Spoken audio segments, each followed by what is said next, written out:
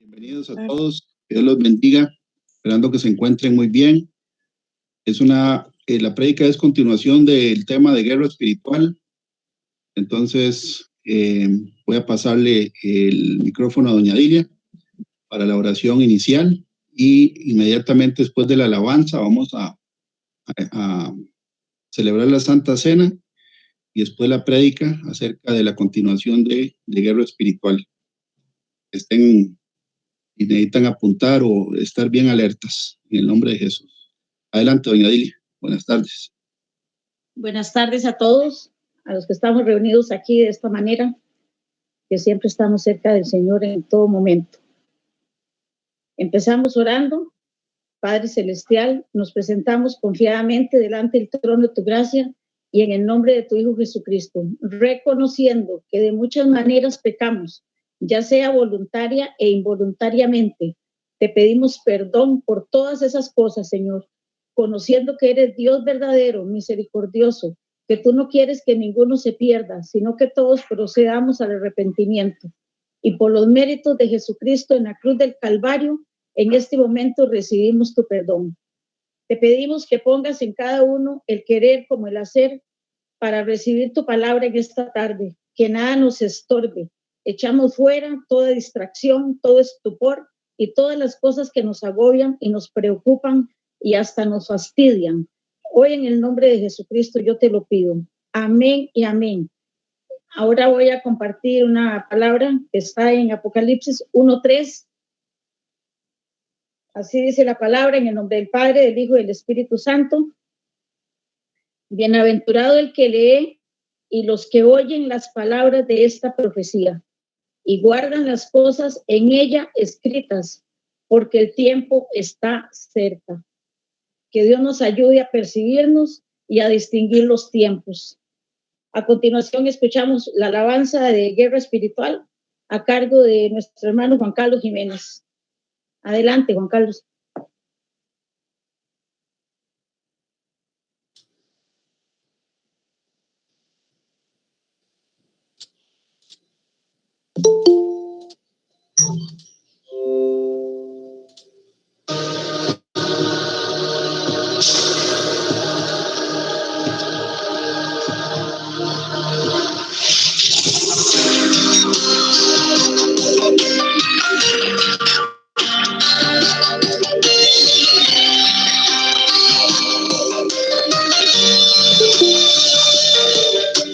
Se ha desatado ya la guerra en la tierra.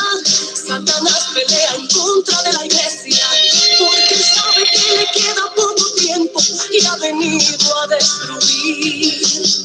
Quiere apagarle el fuego a los ministerios, pastores, evangelistas, misioneros.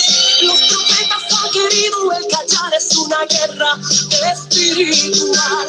Pero algo sucede cuando el pueblo de Dios adora. Las malicias comienzan a huir, viene liberación. Cuando el pueblo levanta sus manos, hoy cambia la historia. Pues la iglesia ganó ya esta guerra con su adoración.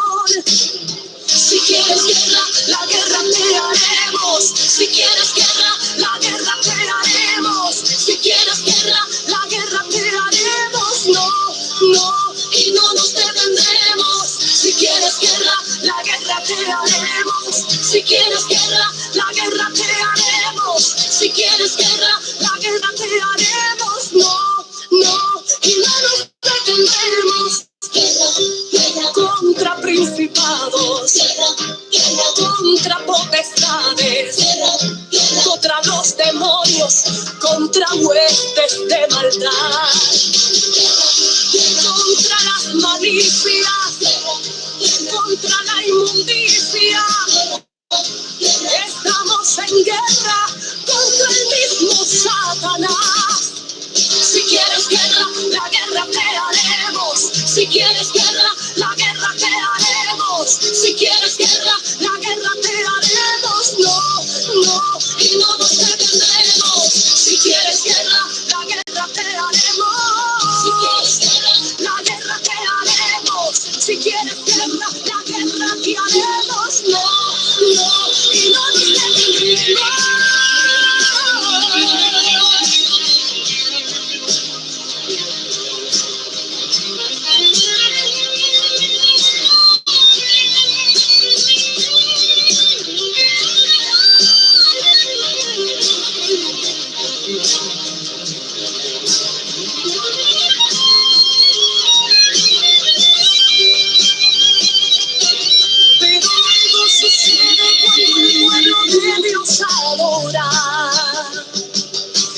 malicias comienzan a huir, viene liberación. Cuando el pueblo levanta sus manos, hoy cambia la historia. Pues la iglesia ganó ya esta guerra. Si quieres guerra, la guerra te haremos. Si quieres guerra, la guerra te haremos. Si quieres guerra, la guerra te haremos. No, no, y no nos detendremos. Si quieres guerra, la guerra te haremos. Si quieres guerra, la guerra te haremos. Si quieres guerra, la guerra te haremos. No, no, y no nos detendremos. Contra principados, contra potestades, contra los demonios, contra huestes de maldad, contra las malicias, contra la inmundicia. Estamos en guerra contra el mismo Satanás. Si quieres guerra, la guerra te haremos. Si quieres guerra, la guerra te haremos. Si quieres guerra, la guerra te haremos. No, no, y no nos detendremos. Si quieres guerra, la guerra te haremos. Si quieres guerra, la guerra te haremos. No, no, y no nos detendremos.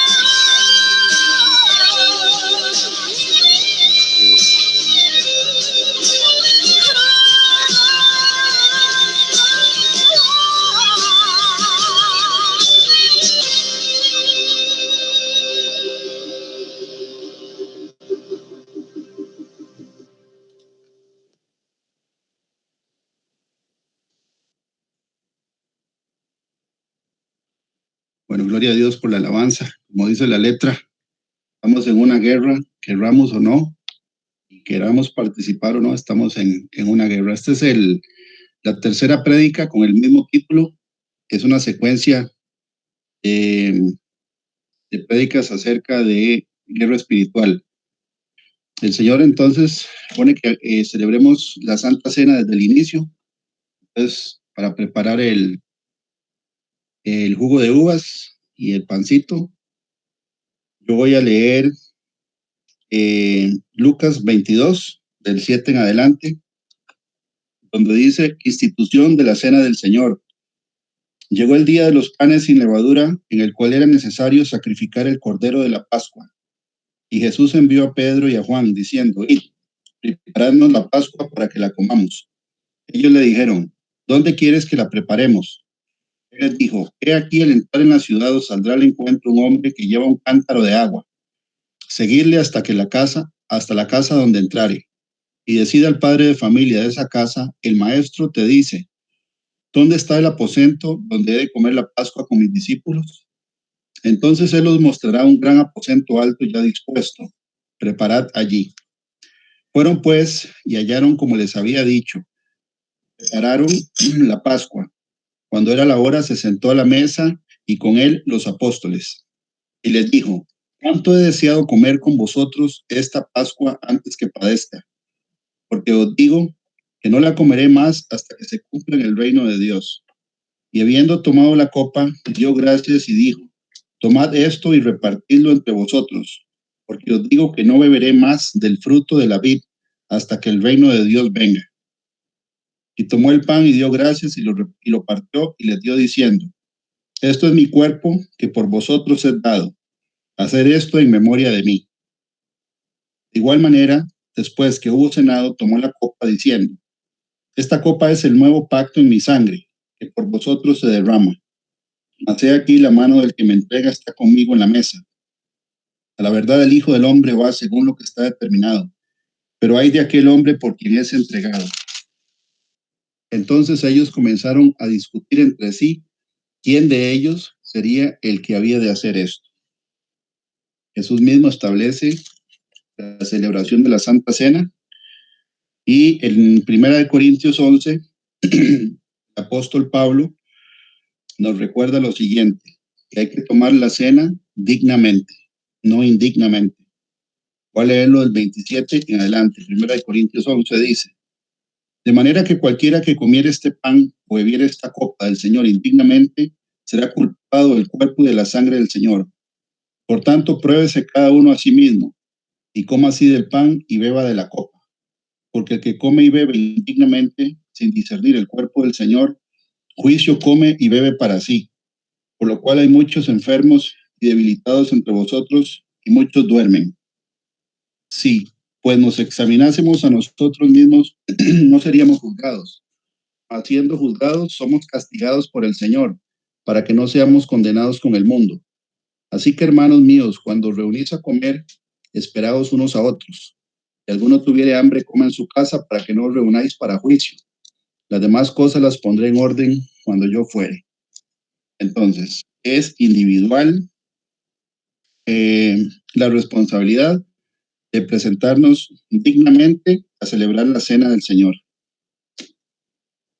En el versículo 23 del mismo capítulo, Pablo menciona acerca de la orden que el Señor le dio para celebrar lo que estamos celebrando hoy. Dice el versículo 23, porque yo recibí del Señor lo que también os he enseñado, que el Señor Jesús, la noche que fue entregado, tomó pan y habiendo dado gracias lo partió y dijo, tomad, comed, este es mi cuerpo, que por vosotros es partido. Hacer esto en memoria de mí. Asimismo tomó también la copa, después de haber cenado, diciendo, esta copa es el nuevo pacto en mi sangre. Hacer esto todas las veces que la bebiereis en memoria de mí. Y pues, todas las veces que comiereis este pan y bebiereis esta copa, la muerte del Señor anunciáis hasta que Él venga. Perdón. Entonces, eso es lo que vamos a hacer ahora. Vamos a celebrar la Santa Cena para anunciar, aquí lo dice, anunciamos la muerte del Señor hasta que Él venga. Y es en memoria de Él. Entonces, con reverencia, nos vamos a poner de pie para celebrar la Santa Cena. Primero, comemos el pan, la galleta, que es pan sin levadura. Y vamos a orar juntos. Padre Santo, en el nombre de Jesús, te damos las gracias, Padre del cielo, por esta oportunidad de estar, Señor, reunidos en tu nombre. Gracias, Padre del cielo, porque todavía podemos conectarnos a través de la internet. Señor, sabemos que estamos viviendo los últimos tiempos. Te damos las gracias que todavía en este mes, Señor, de febrero, finales de febrero, todavía podemos conectarnos para congregarnos a través de la internet y a través de la tecnología. En el nombre de Jesús, Señor, venimos presentando el pan en memoria de ti, dándote las gracias por el sacrificio, Señor, que hiciste en la cruz del Calvario por nosotros. Te pedimos en el nombre de Jesucristo, Señor, que todos los que estamos reunidos ahorita, cada una de las familias representadas acá y las personas que van a ver, Señor, este video y escucharlo en algún momento, Señor, podamos hacer la cena, celebrarla dignamente. Te pedimos perdón, Señor, por todo pecado cometido, toda palabra vana y sin sentido, toda emoción desordenada, todo lo que hayamos pensado, dicho, hecho, Señor, que haya contristado, enojado al Espíritu Santo, te pedimos perdón, Señor Jesús, y te pedimos que nos laves con tu sangre. Te pedimos que seamos dignos, Señor, de celebrar la Santa Cena, estando limpios, en santidad, integridad, rectitud y obediencia delante de ti.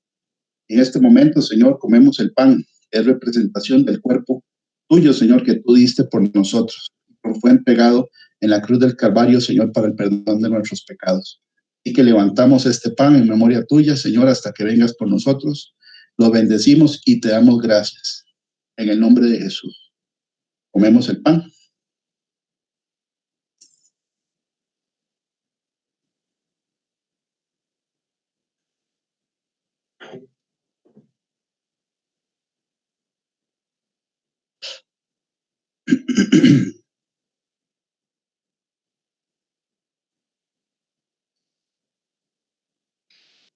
La palabra dice, Señor, que asimismo tomaste también la copa y después de haber cenado, Señor, dijiste, esta copa es el nuevo pacto en mi sangre.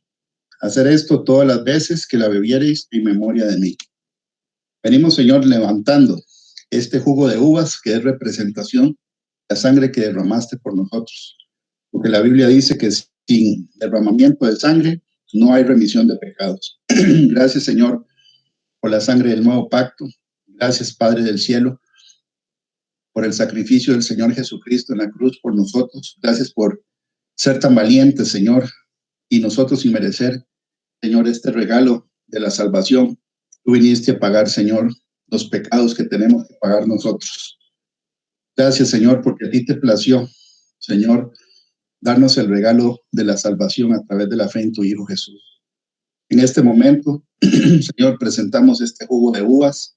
Lo bendecimos en tu nombre, declarando que es representación de la sangre que derramaste, Señor, en la cruz. Te damos gracias y bendecimos, Señor, este jugo de uvas, y te damos las gracias también, porque tú dices en la palabra que no vas a beber otra vez del fruto de la vid. Estemos contigo, Señor, en el cielo. Y queremos decirte que anhelamos ese día. Como dice Apocalipsis, el Espíritu y la esposa dicen ven. Levantamos, Señor, la copa o el vaso y te damos las gracias y bebemos el jugo de uvas en tu nombre, en memoria de ti. Entonces, tomamos entonces el jugo.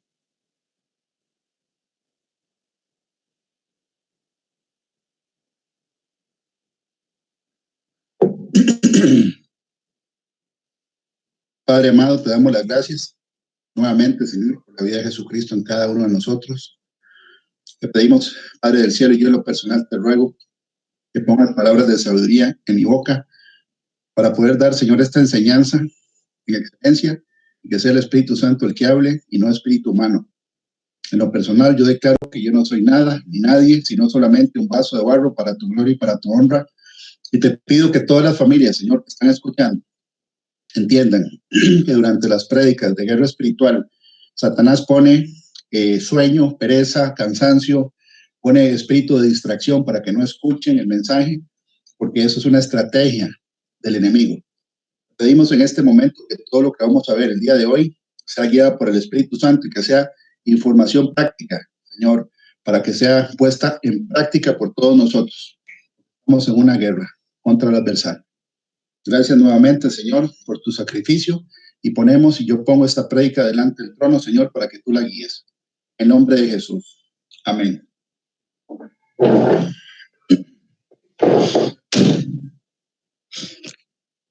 Ahora sí, voy a presentar la pantalla.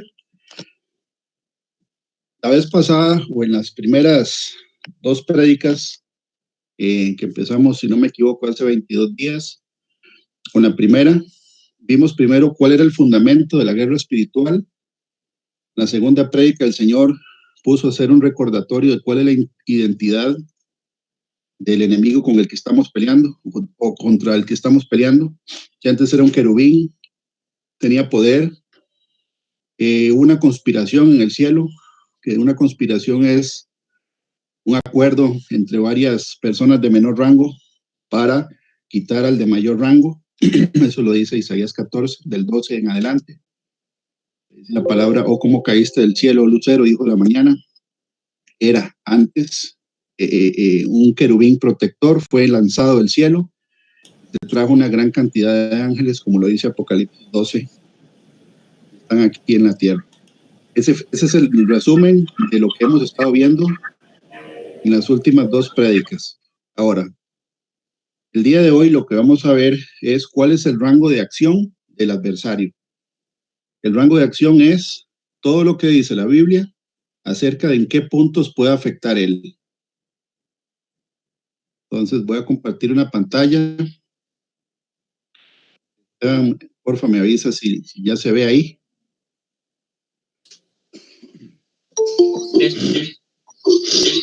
Sí se ve, ok. Bueno, entonces, nuevamente, los invito a que pongan atención. Yo sé que cuando hay prédicas de guerra espiritual, le voy a poner más brillo a esto. Satanás pone pereza, sueño, distracción y pone a la persona a pensar en otras cosas. Y de hecho, estas semanas que hemos estado haciendo estas prédicas de guerra espiritual, ha habido ataque de mayor intensidad y de otro calibre en contra de miembros del ministerio, porque Satanás, él hace planes para que el pueblo de Cristo no tenga conocimiento y seguirlo destruyendo. Entonces, rango de acción del adversario. El rango es la amplitud. O sea, ¿En qué campos puede atacar el enemigo en la vida de un ser humano?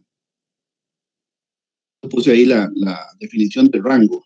El rango es la amplitud, es qué tan amplio es la variación o las variedades de ataques que tiene este adversario en contra nuestra. Ahí la definición que encontré en Google, ¿verdad?, que es parecida a la definición de la Real Academia, habla de un límite menor y uno mayor, ¿verdad? Pero bueno, la palabra en Juan 10:10 da el rango de acción, y lo dice con 3 verbos que ahí salen en infinitivo, ¿verdad? Dice ladrón, refiriéndose a Satanás, no viene sino para hurtar, matar y destruir. La palabra hurtar, que pareciera que es lo mismo que robar, hurtar es, digamos, robar sin que la persona al que se le está robando se dé cuenta. Un robo puede ser un asalto, ahí al que le están robando sí se da cuenta, porque obviamente ya hay armas de por medio y hay violencia, puede ser de por medio, pero hurtar es quitarle algo al dueño sin que se dé cuenta que se lo está quitando. Y eso es lo que la mayoría de las veces hace este ser con el pueblo de Dios. Nos quita, nos roba las bendiciones sin que nos demos cuenta. Entonces, Juan 10:10 dice cuál es el rango o la amplitud del ataque que él hace o el reino de las tinieblas hace con nosotros. Hurtar, matar y destruir. Y cada uno de esos verbos tiene diferentes, digamos que, niveles. Satanás se roba las bendiciones, se roba la paz, se roba la salud, que también tiene que ver con matar a poquitos, enfermar, destruye matrimonios, destruye congregaciones, destruye ministerios, como lo dice la alabanza que estamos ahorita escuchando. Y precisamente es, perdón, para eso que estamos dándole profundidad a este tipo de prédicas, porque primero tenemos que conocer al adversario para saber cómo opera y poder pelear con las armas correctas y poder identificarlo también. Jesús dice en Juan 10:10, yo he venido para que tengan vida y para que la tengan en abundancia. Pero ahí dice hurtar, matar y destruir. Apocalipsis 12:12 dice algo que tiene que ver acerca de que este enemigo que nosotros tenemos, o todo el reino de las tinieblas, dice que conforme se va acercando el tiempo del día del juicio, este personaje va a ir subiendo la ira que él tiene en contra nuestra. Ahí lo dice, por lo cual alegrados cielos y los que moráis en ellos. Hay, que es juicio, hay, es una lamentación cuando hay juicio. Hay de los moradores de la tierra y del mar, porque el diablo ha descendido a vosotros con gran ira, sabiendo que tiene poco tiempo. Entonces, entre menos tiempo le quede a él, más iracundo se va a poner, más enojado, más bravo, y va a atacar más fuerte. Por eso es que yo lo puedo decir en lo personal, en estas semanas los ataques han sido de mayor intensidad y de diferente rango. Por eso es que el Señor ha puesto que estudiemos estos versículos. En cada familia y cada persona, hoy, los que queremos agradar al Señor Jesucristo y ser obedientes, estamos recibiendo ataques de todo este reino. Entonces, ahí dice que entre menos tiempo tiene el adversario, más se va a ir enojando. Y es Apocalipsis 12:12. Por ejemplo, hay doctrinas y congregaciones que dicen que a Satanás hay que dejarlo quieto porque ya Jesús lo venció en la cruz del Calvario. Y es cierto, Jesús ya lo venció en la cruz del Calvario, pero nosotros tenemos que ejecutar esa autoridad con las armas que Dios nos dejó para pelear en contra de él, porque todos los días lo vemos actuando en el mundo, sean impíos o sea en el pueblo de Cristo. Está activo. Y en Apocalipsis 12:12 sigue activo, y después vemos en Apocalipsis 21 que sigue activo después de que lo saquen de los 1000 años que lo van a encerrar en el abismo. Entonces, ¿está condenado? Sí, pero sigue perjudicando y tratando de dañar al ser humano. Por eso es que tenemos que ver cómo es que peleamos contra él, con qué armas y qué rango de acción tiene él para poder identificarlo. La obediencia es parte de lo que necesitamos nosotros para poder resistirlo. Santiago 4:7 dice, someteos pues a Dios. Eso es ser obedientes a lo que Dios dice. Y viene después en orden cronológico o en orden, ¿verdad? Que Satanás se va a levantar. Si no, ese versículo no estaría en la Biblia. Someteos pues a Dios, resistid al diablo y huirá de vosotros. Pero primero dice resistid al diablo. Quiere decir que se va a levantar. Nos toca pelear y defendernos. O defendernos y pelear. Y después él huye. Huye un tiempo, porque la Biblia dice que regresa. Entonces, el enemigo entre menos tiempo tiene, más se va a ir poniendo activo y va a ir atacando con más fuerza. Romanos 16, del 19 al 20, dice también que obediencia, y este es este complemento de Santiago 4:7, que la obediencia hace que Dios ponga a ese adversario debajo de nuestros pies. Dice, porque vuestra obediencia ha venido a ser notoria a todos. Así que me gozo de vosotros, pero quiero que seáis sabios para el bien e ingenuos para el mal. Y ahí viene, y quiere decir que es la misma idea, y continúa, y el Dios de paz aplastará en breve a Satanás bajo vuestros pies. La gracia de nuestro Señor Jesucristo sea con vosotros. Entonces, ahí dice que hay que ser sabios para hacer el bien e ingenuos para el mal, no al revés. Hay gente que es buena para hacer el mal y es ingenua para hacer el bien.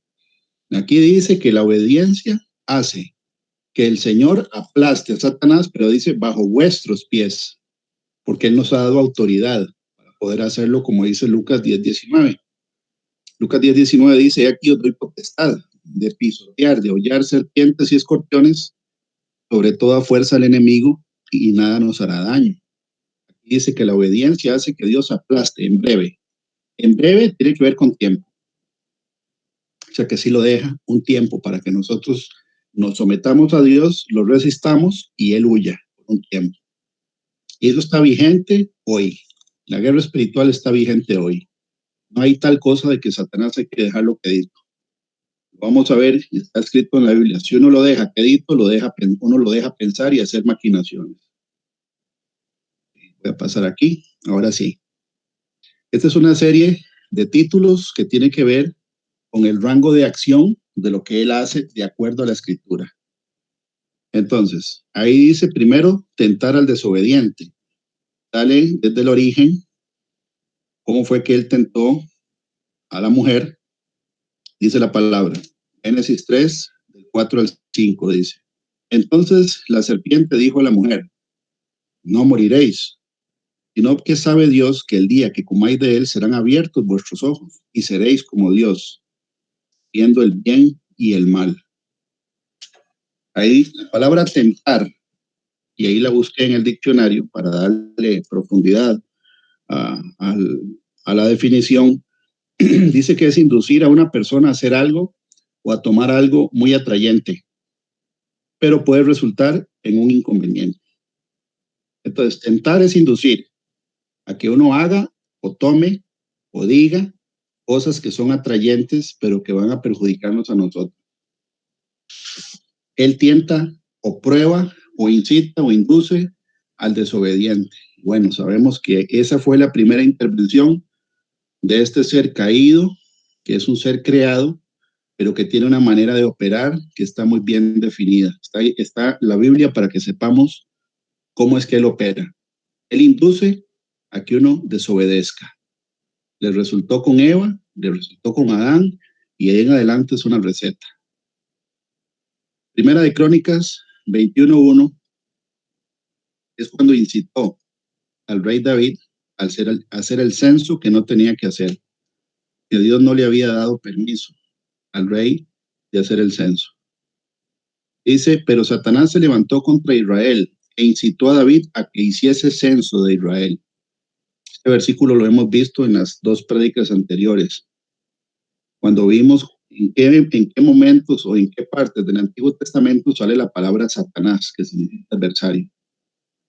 Y está incitando o incitó al rey David a que hiciera algo que Dios no había autorizado, y por culpa de este evento se murieron miles de personas en Israel. Entonces, él induce e incita que uno haga cosas que a la larga le traen perjuicio a uno. Otra de las cosas que hace es calumniar. Y la calumnia significa una acusación o una imputación falsa hecha contra alguien con la intención de causarle daño o perjudicarle. O sea, no es una acusación, digamos que limpia, en el sentido de que está acusándolo a uno con datos reales. No, él acusa calumniando. Eso fue lo que le hizo a Job. En el libro de Job, capítulo 1, del 9 al 11, podemos leer lo siguiente. Respondiendo Satanás a Jehová dijo, ¿acaso teme Job a Dios de balde? O sea, como que, ¿acaso teme Job a Dios sin tener él ningún beneficio? ¿No le ha acercado alrededor a él y a su casa y a todo lo que tiene? Al trabajo de sus manos has dado bendición, por tanto sus bienes han aumentado sobre la tierra. Pero extiende ahora tu mano y toca todo lo que tiene, y verás si no blasfema contra ti en tu misma presencia. Dijo Jehová a Satanás, he aquí todo lo que tiene está en tu mano, solamente no pongas tu mano sobre él. Y salió Satanás delante de Jehová. Aquí está entonces Satanás delante de Dios, acusando a Job de que si Job no tuviera el beneficio financiero y económico que tenía en esa época, él estaría blasfemando en contra de Dios. Y vemos que el Señor fue el que levantó el vallado, que ahora lo vamos a ver que sí existe en la Biblia, un versículo que dice que es Dios el que le pone el vallado a ese ser, y el Señor le dijo cuál era el rango donde él podía tocar a Job. He aquí todo lo que tiene está en tu mano, solamente no pongas tu mano sobre él. Dios es el que le quita o le amplía o le baja el rango a este ser de acuerdo a la escritura. Pero ahí está calumniando a Job. Satanás calumnia. De hecho, la palabra Satanás, la definición hebreo es calumniador. Es acusador o el adversario en un juicio, una causa legal. Otra de las cosas que él hace es enfermar al ser humano. El libro de Job, capítulo 2, versículo 7, dice lo siguiente. Entonces salió Satanás de la presencia de Jehová e hirió a Job con una sarna maligna, desde la planta del pie hasta la coronilla de la cabeza. Tomó a Job un tiesto para rascarse con él y estaba sentado en medio de ceniza. Entonces le dijo su mujer, ¿aún retienes tu integridad? Maldice a Dios y muérete. Llama la atención de lo que la mujer de Job le dice. Satanás quería que hiciera Job, que maldijera a Dios y que se muriera. Lo que dice Juan 10:10, que el ladrón viene a hurtar, a matar y a destruir. La intención de Satanás en contra de Job era que él maldijera a Dios y después matarlo. Pero vemos en la historia de Job, los 42 capítulos, que no se pudo salir con la suya, pero sí tocó la salud de Job. En el Nuevo Testamento también lo vemos, en Lucas 13, del 11 al 16, que Satanás puede enfermar a una persona. 13, del 11 al 16 dice, enseñaba Jesús en una sinagoga en el día de reposo, y había allí una mujer que desde hacía 18 años tenía espíritu de enfermedad. Espíritu sale con minúscula, obviamente, traducción Reina Valera. Tenía espíritu de enfermedad y andaba encorvada, de ninguna manera se podía enderezar. Cuando Jesús la vio, la llamó y le dijo, mujer, eres libre de tu enfermedad. Puso las manos sobre ella y ella se enderezó luego y glorificaba a Dios. Pero el principal de la sinagoga, enojado de que Jesús hubiese sanado en el día de reposo, dijo a la gente, 6 días hay en que se debe trabajar, en estos puedes venir y ser sanados, y no en el día de reposo. Entonces el Señor le respondió y dijo, hipócrita, cada uno de vosotros no desata en el día de reposo su buey o su asno del pesebre y lo lleva a beber. Y esta hija de Abraham que Satanás había atado, aquí vemos que el espíritu de enfermedad fue enviado por Satanás y habla y dice la palabra atar, como amarrar. Y a esta hija de Abraham que Satanás había atado 18 años, no se le debía de desatar de esta ligadura en el día de reposo. Entonces esta mujer duró 18 años enferma con un espíritu de enfermedad que hacía que caminara encorvada. Jesús echó fuera el espíritu de enfermedad y ella se pudo incorporar. Y aquí dice muy claro que fue Satanás el que la ató 18 años. Otro versículo que dice claramente que Satanás pone espíritus de enfermedad en las personas. Bien dice que los hijos de Dios tenemos la autoridad y el poder, si es que está, de echar fuera espíritus de enfermedad para sanar a las personas, para que Dios sane a las personas, a través de una persona que ministre el don de sanidad. Juan 5:14 también habla de que Satanás puede enfermar a una persona. Dice aquí, y de hecho este versículo tiene que ver con el hecho de que una persona puede perder su sanidad una vez que la ha recibido de parte del Señor, si sigue pecando. Voy a leerlo desde el versículo 12, Juan 5, del 12 en adelante, dice: ¿Quién es el que te dijo, toma tu lecho y anda? Y el que había sido sanado no sabía quién fuese, porque Jesús se había apartado de la gente que estaba en aquel lugar. Después le halló Jesús en el templo y le dijo: mira, has sido sanado, no peques más para que no te venga alguna cosa peor. Entonces, aquí el Señor le está diciendo a una persona que acaba de ser sanada que no peque más, porque lo que le va a venir es peor que la sanidad que le hicieron. Y eso está en la Biblia, eso está en Lucas 11. Que dice que cuando el espíritu inmundo sale del hombre, anda por lugares secos buscando reposo. Y al no hallarlo, regresa y toma 7 espíritus peores que él, y entrados en ese hombre, el estado de ese hombre viene a ser peor que el primero. Entonces, el pecado está ligado a ataque de Satanás y también a enfermedad, de acuerdo a lo que estamos leyendo. Otra de las cosas que hace este ser y su reino es oponerse a los justos. En el libro de Zacarías 3, versículo 1, y lo vimos en la primera prédica, la de hace 22 días, Zacarías tuvo una visión y dice: me mostró al sumo sacerdote Josué, el cual estaba delante del ángel de Jehová, y Satanás estaba a su mano derecha para acusarle. Y dijo Jehová a Satanás: Jehová te reprenda, oh Satanás. Jehová que ha escogido a Jerusalén te reprenda. ¿No es este un tizón arrebatado del incendio? Entonces, Satanás se opone a los justos. Él acusa. Ahora aquí vemos claramente quién es nuestro intercesor. Otro de los rangos de lo que él hizo y hace, hizo en su momento, que debería ser un ejemplo para nosotros, porque si él llegó a tentar o a probar al Señor Jesucristo, ¿cómo no lo va a hacer con nosotros? La Biblia dice que no es más el siervo que su Señor. Dice en Mateo 4:1: entonces Jesús fue llevado por el Espíritu al desierto para ser, aquí dice tentado. La palabra en griego es probado por el diablo.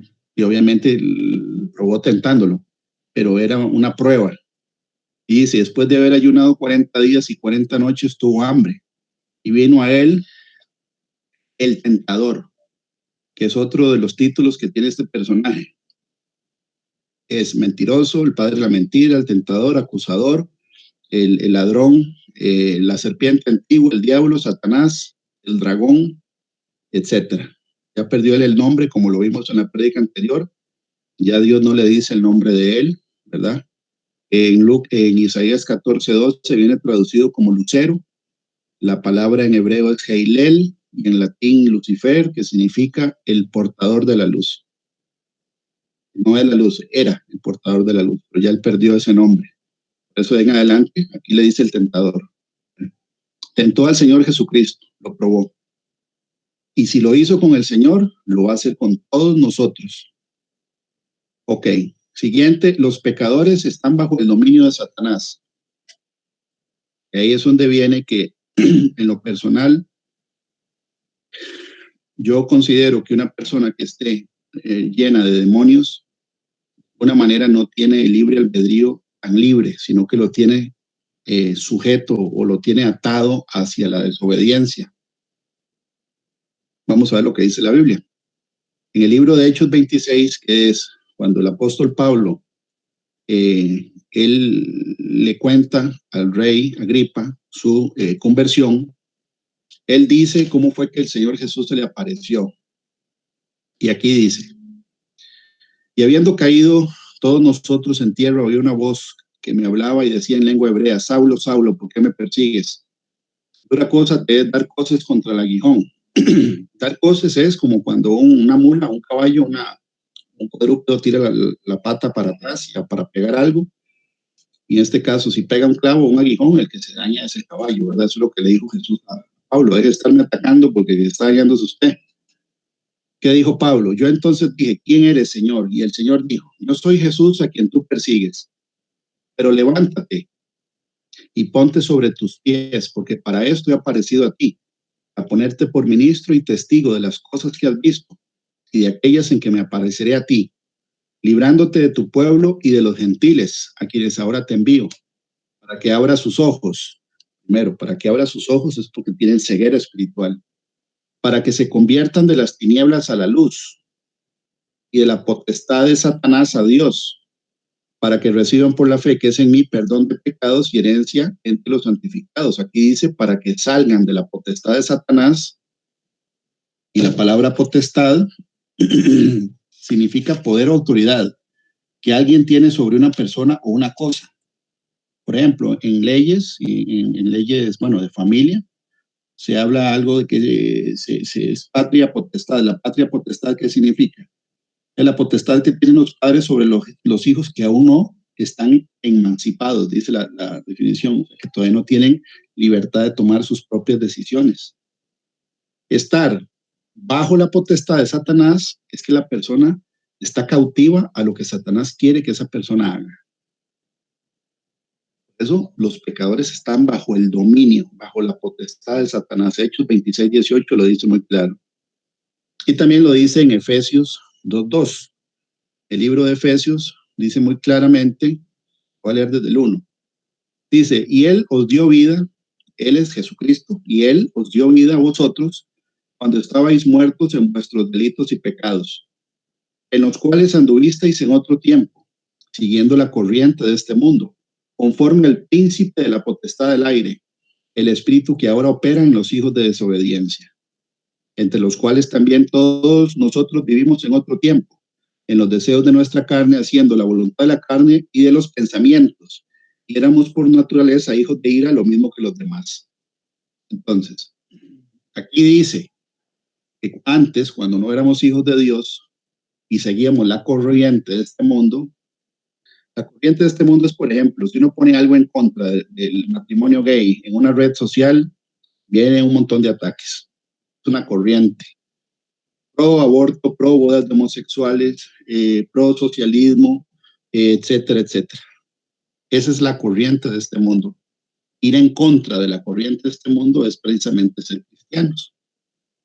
La Biblia dice que todos los que queramos vivir piadosamente, ¿verdad? Vamos a tener persecución porque es ir en contra de la corriente. Y aquí dice que hay un ser que le dicen príncipe, no porque sea realeza, sino porque tiene poder y autoridad o potestad, y dice que es el príncipe de la potestad del aire, y que ese espíritu, con minúscula, opera en todos los hijos de desobediencia. Por eso es que piensan parecido. Es como el mismo cassette que tienen, es el mismo espíritu que opera en el alma, en el pensamiento, en la manera de ver la vida de la mayoría de la gente que no conoce o no quiere obedecer a Dios. Entonces los pecadores están bajo el dominio de un espíritu que dice aquí, el príncipe de la potestad del aire. También dice que ciega el entendimiento de los incrédulos. Puse la definición de incredulidad. Incredulidad significa, de acuerdo a la Real Academia Española, imposibilidad que tiene una persona a creer algo que no ve. Bueno, y yo puedo dar testimonio que nos ha tocado hacer liberación espiritual en personas que están siendo atormentadas por demonios, ven las sombras, los agarran del cuello, los empujan, los tiran por el cuarto, y es increíble, pero hay gente que está siendo atacada a ese nivel por el enemigo, pero dicen que no creen en Dios. Y es algo contradictorio, irónico, ¿verdad? Pero así es. Nos ha tocado atender gente, nos ha tocado, digo yo, al ministerio, doña Jamie y yo, ya sea que vayan a consejería o vamos a una misión, a las casas, Es una misión, porque vamos a ir a quitarle a una persona a la potestad de Satanás. Pero si la persona no cree en Dios, ¿verdad? Siendo atormentada por el reino de la oscuridad, es algo irónico. La persona, si no quiere ser liberada, la Biblia dice que el libre albedrío es la decisión de la persona. Es como hacer un allanamiento y echar fuera a un inquilino que el dueño del apartamento, de los condominios, no quiere echar. Entonces no se puede echar. El dueño de la casa no quiere que haya una liberación en ese caso. A ese nivel ciega el entendimiento de los incrédulos.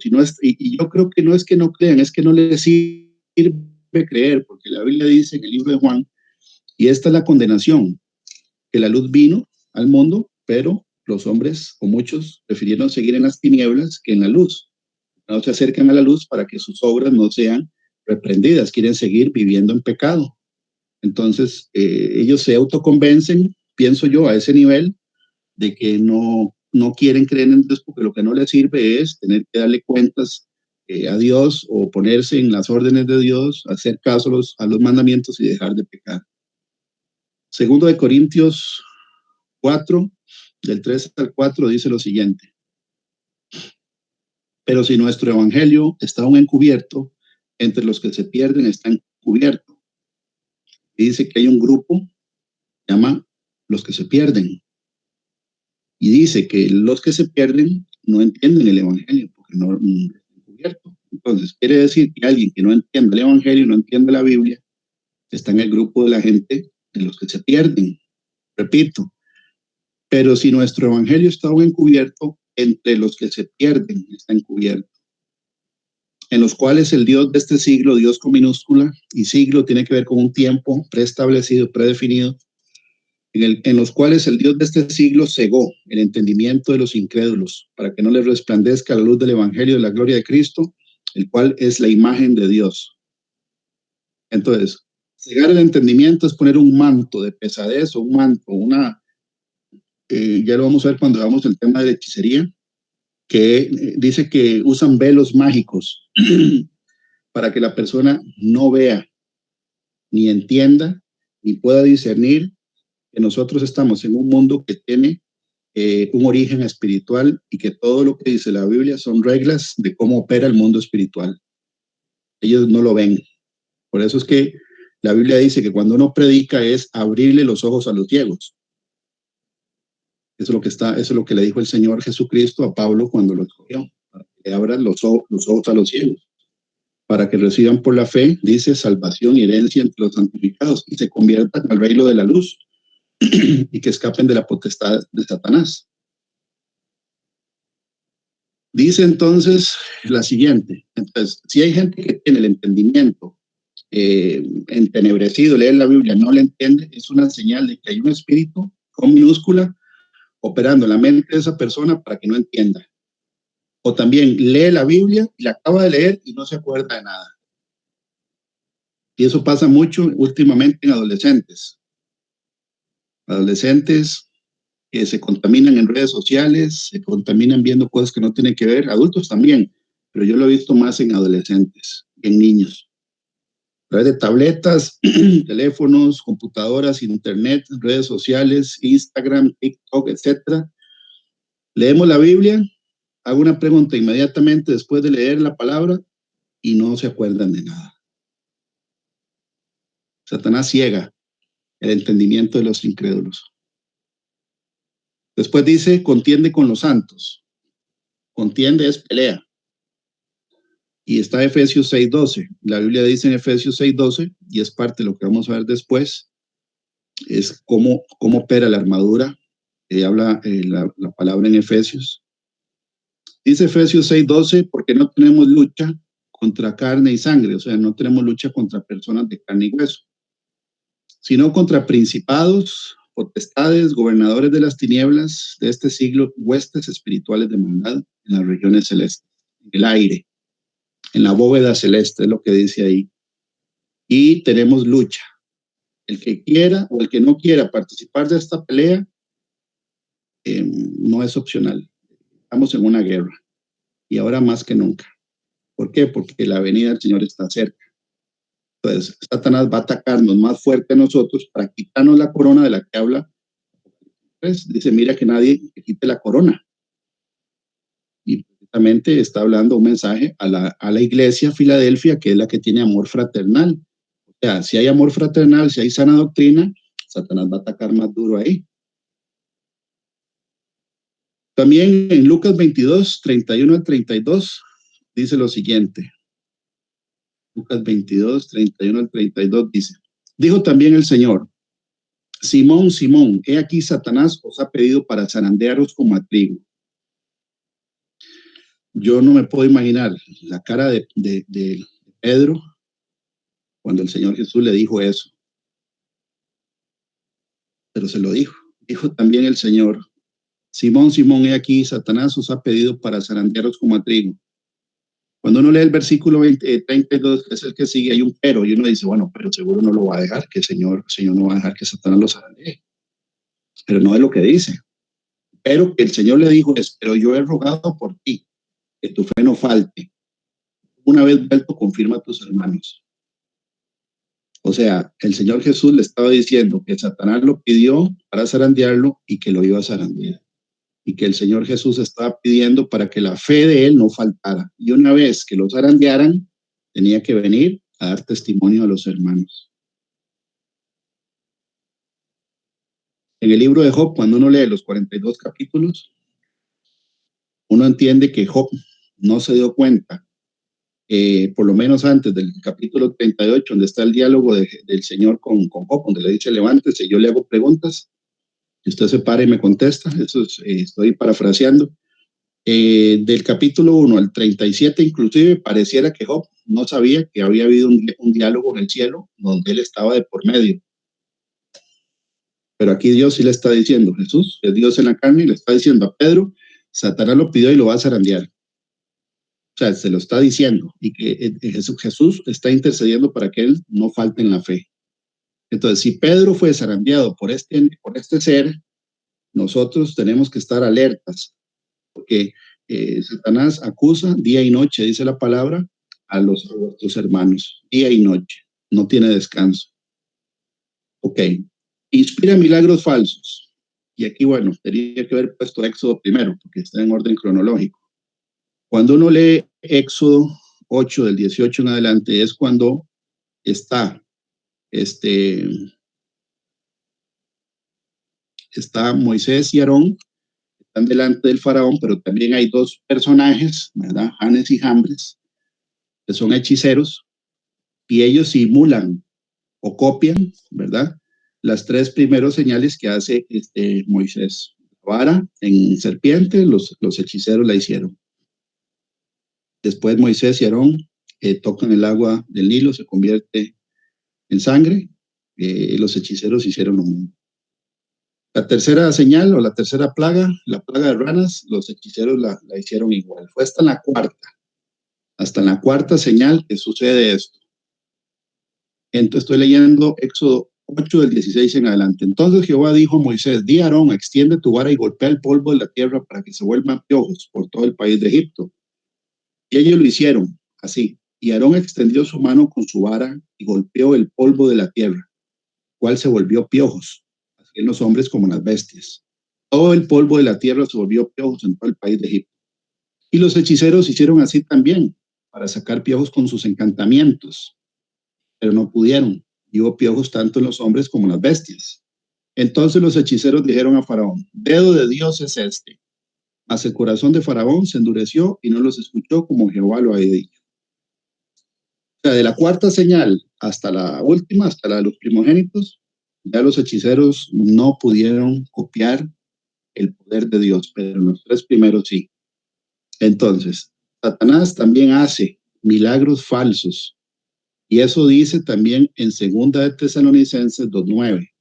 Satanás puede hacer que una imagen, una estatua se mueva, que llore sangre, exude aceite, porque lo que hace es este tipo de milagros falsos para tirar a la persona a la idolatría. La idolatría rompe el primero, segundo y tercer mandamiento.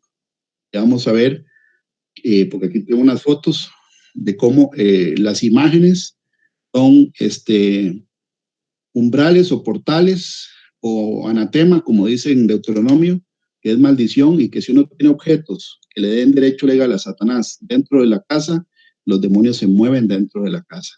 Ya lo vamos a ver. Segunda de Tesalonicenses 2:9. Dice, hablando acerca de la venida del anticristo, dice, y entonces se manifestará aquel inicuo, a quien el Señor matará con el espíritu de su boca y destruirá con el resplandor de su venida.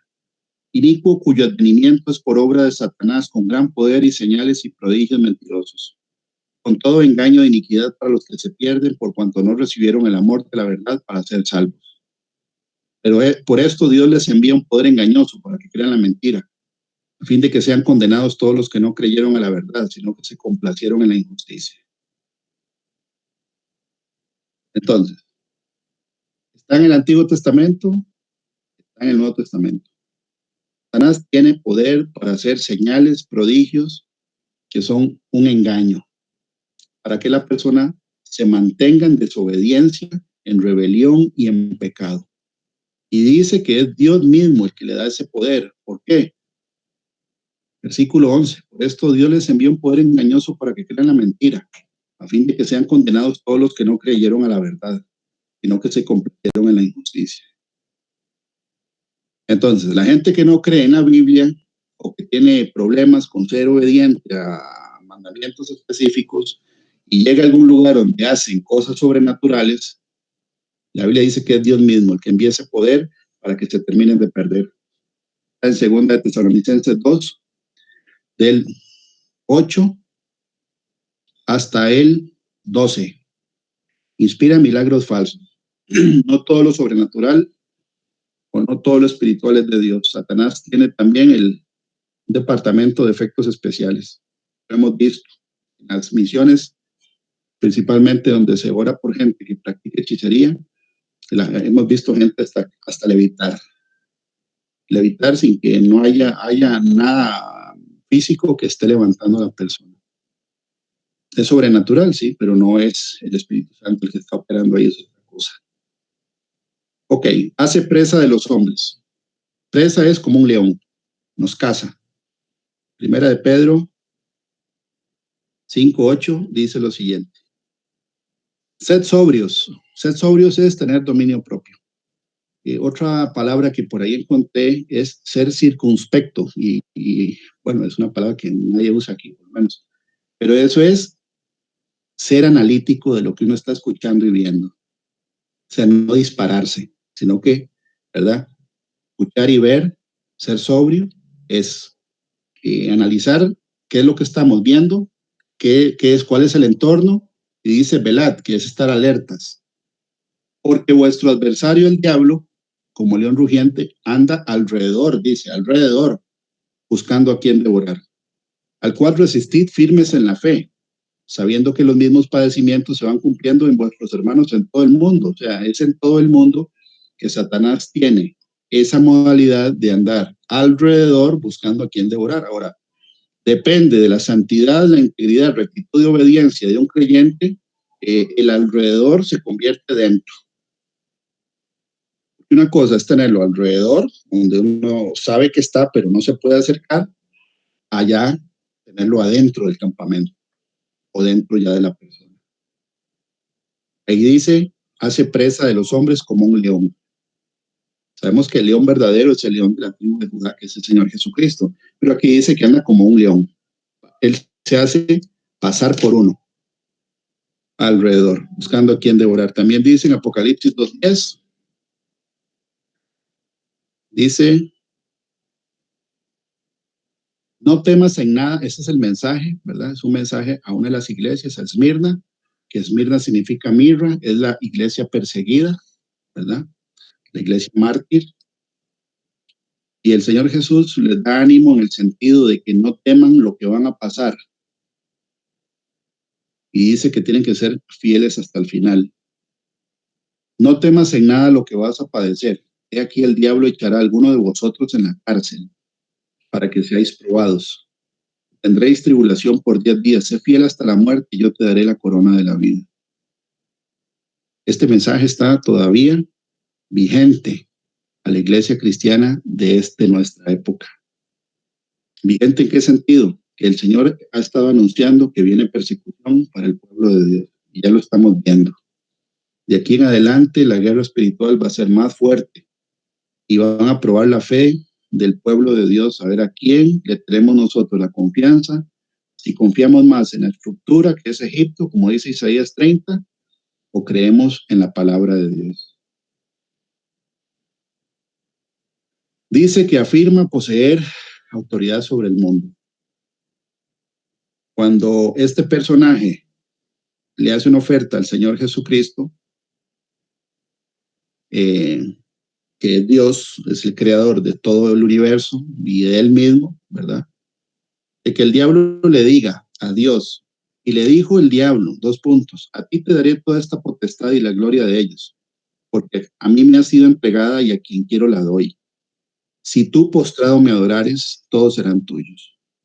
Respondiendo Jesús le dijo, vete Satanás, vete de mí Satanás, porque escrito está, al Señor tu Dios adorarás y a él solo servirás.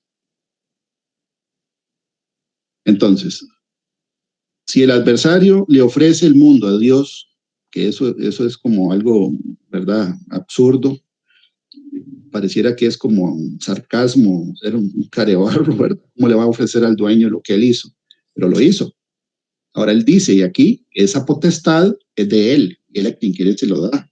Hay gente, y sabemos, que hacen pactos con el enemigo a cambio de que de riqueza, de fama, mujeres, etcétera. Eso lo vemos en la música mundana del día de hoy. Más adelante vamos a ver que la música mundana es una puertota abierta para los demonios. O uno adora y alaba a Dios, o uno adora y alaba al diablo. No hay 3 equipos, solo son 2. Trigo y la cizaña. La simiente de la serpiente y la simiente de la mujer. Hay castigo eterno o salvación eterna. No hay ningún otro lugar. O somos hijos de Dios o somos hijos del diablo. O la música que yo escucho adora a Dios y honra a Dios, honra al diablo y adora al diablo. No hay otro.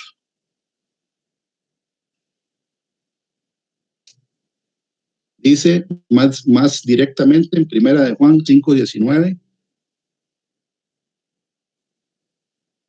Primera de Juan 5:19 dice, sabemos que somos de Dios y el mundo entero está bajo el maligno. Pero sabemos que el Hijo de Dios ha venido y nos ha dado entendimiento para conocer al que es verdadero. Y estamos en el verdadero, en su Hijo Jesucristo. Este es el verdadero Dios y la vida eterna. Hijitos, guardados de los ídolos. Amén. Habla de los ídolos en el mismo contexto donde está hablando, el mundo está en manos del maligno. Entonces aquí dice que el mundo entero está bajo el maligno y lo vemos. El mundo es una estructura política, económica, social, de entretenimiento, de distracción, de pecado y de todo lo que Satanás ofrece. Nosotros no somos de este mundo, le dijo el Señor Jesucristo, los discípulos y hasta Poncio Pilato, que el reino de él no es de este mundo. Entonces el mundo es una estructura que es una trampa. Y el libro de Santiago dice que el amor al mundo se convierte en enemistad en contra de Dios. No podemos ser amigos del mundo y amigos de Dios. Esa es otra lección que hay que hacer. O soy amigo del mundo, desagradando y siendo enemigo de Dios, o escojo a Dios y me aparto del mundo. Ok.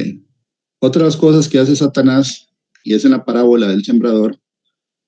Parábola del sembrador habla de la semilla como la palabra predicada de Dios. Cuando nosotros estamos predicando a una persona, la Biblia dice que la palabra va a caer en 4 tipos diferentes de personas, que son personas de terrenos, ¿verdad? Cuando cae junto al camino, la Biblia dice de que Satanás, si la persona no entiende lo que se le predicó, va a venir las aves del cielo, que son personas utilizadas por el diablo, puede ser hasta la mamá, el papá, el tío, la abuela, el hijo, el nieto, el esposo, la esposa, a decirle a la persona que está recibiendo el mensaje, cuidado, eso no es así. es que pele el ojo, así no es. Y voy a leer lo que dice la Biblia. ¿Cuál es la estrategia de Satanás? Dice: oíd pues vosotros la parábola del sembrador. Cuando alguno oye la palabra del reino y no la entiende, por eso es que Satanás entorpece la mente para que la gente ni siquiera escuche lo que se está predicando, y le pone la mente en otras cosas. Mañana, el trabajo, el domingo, lo que sea. Cuando alguno oye la palabra del reino y no la entiende, viene el malo y arrebata lo que fue sembrado en su corazón. Este es el que fue sembrado junto al camino. Por eso es que cuando uno le están predicando, uno tiene que escribir a dónde dice lo que le están predicando. Porque cuando uno esté con personas que no están en el mismo espíritu, no son creyentes, Satanás los va a poner a cuestionar lo que a uno le acaban de predicar.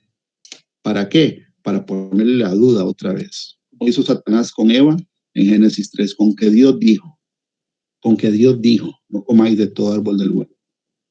No fue lo que Dios dijo. Y le podemos leer en la historia que Eva contestó sin criterio, sin conocimiento. Ella le puso una frase que Dios no dijo. Ella dijo que no podían tocar el árbol. ¿Qué hace Satanás cuando alguien le contesta con algo que no está escrito, o le pone o le quita lo que está escrito? Él pasa al siguiente, o pasa al paso siguiente, que es decir que Dios miente. Entonces hay que apuntar a donde dice, para que cuando le traten de robar a uno el mensaje, uno decir: no, vea, es que la Biblia lo dice, si quiere yo le explico. Entonces, en vez de que venga por lana, sale trasquilado. Y así, en vez de tener una persona que se robe la semilla, más bien nosotros le compartimos la palabra.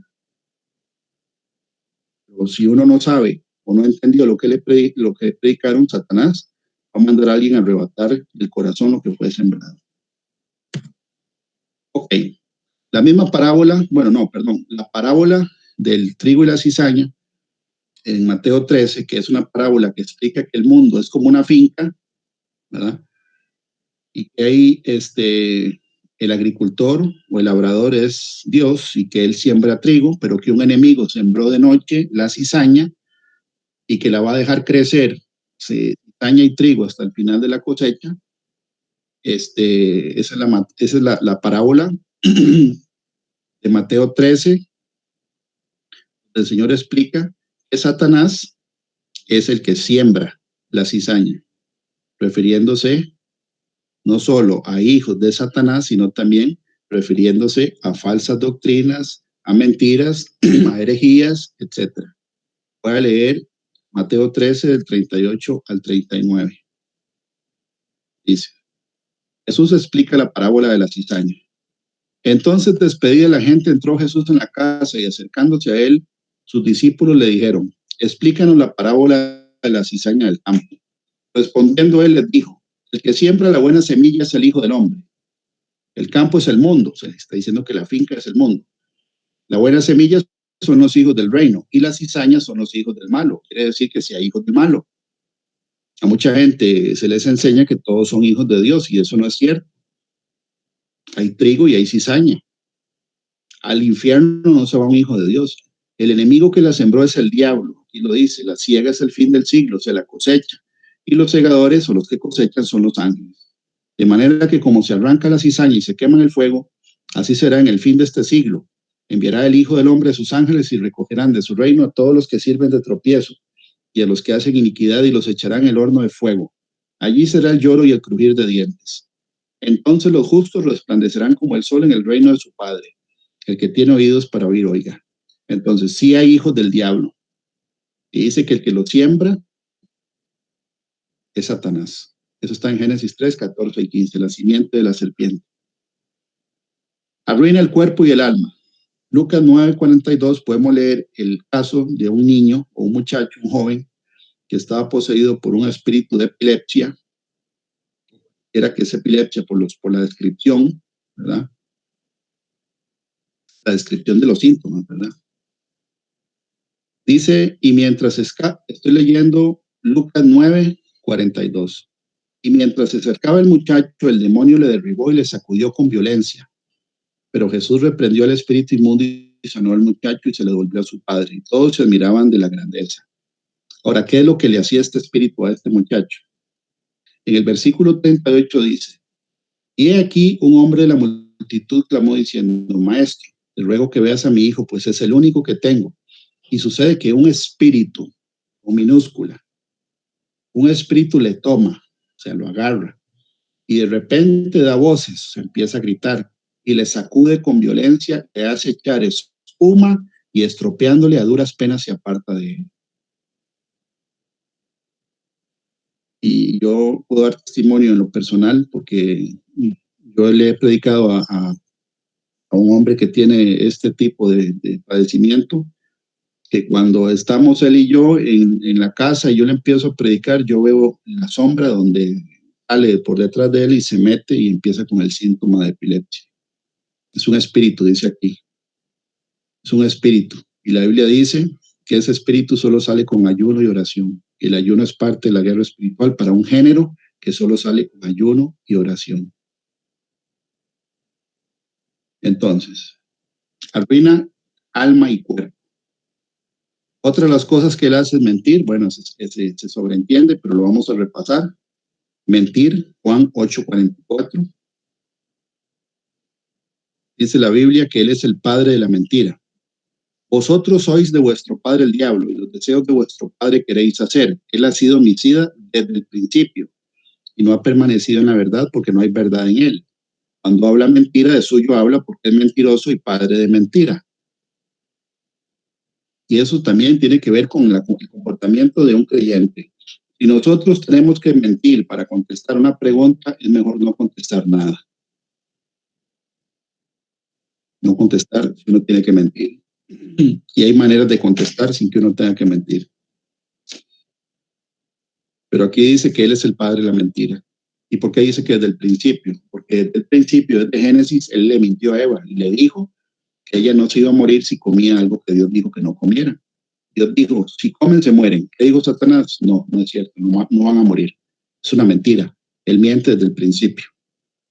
Génesis 3:4 es ahí precisamente donde viene la oferta que le hizo este personaje a Eva, que era una oferta mentirosa, era una mentira. Entonces la serpiente dijo a la mujer, no moriréis. Eso es una mentira. Siguiente, incitar al pecado.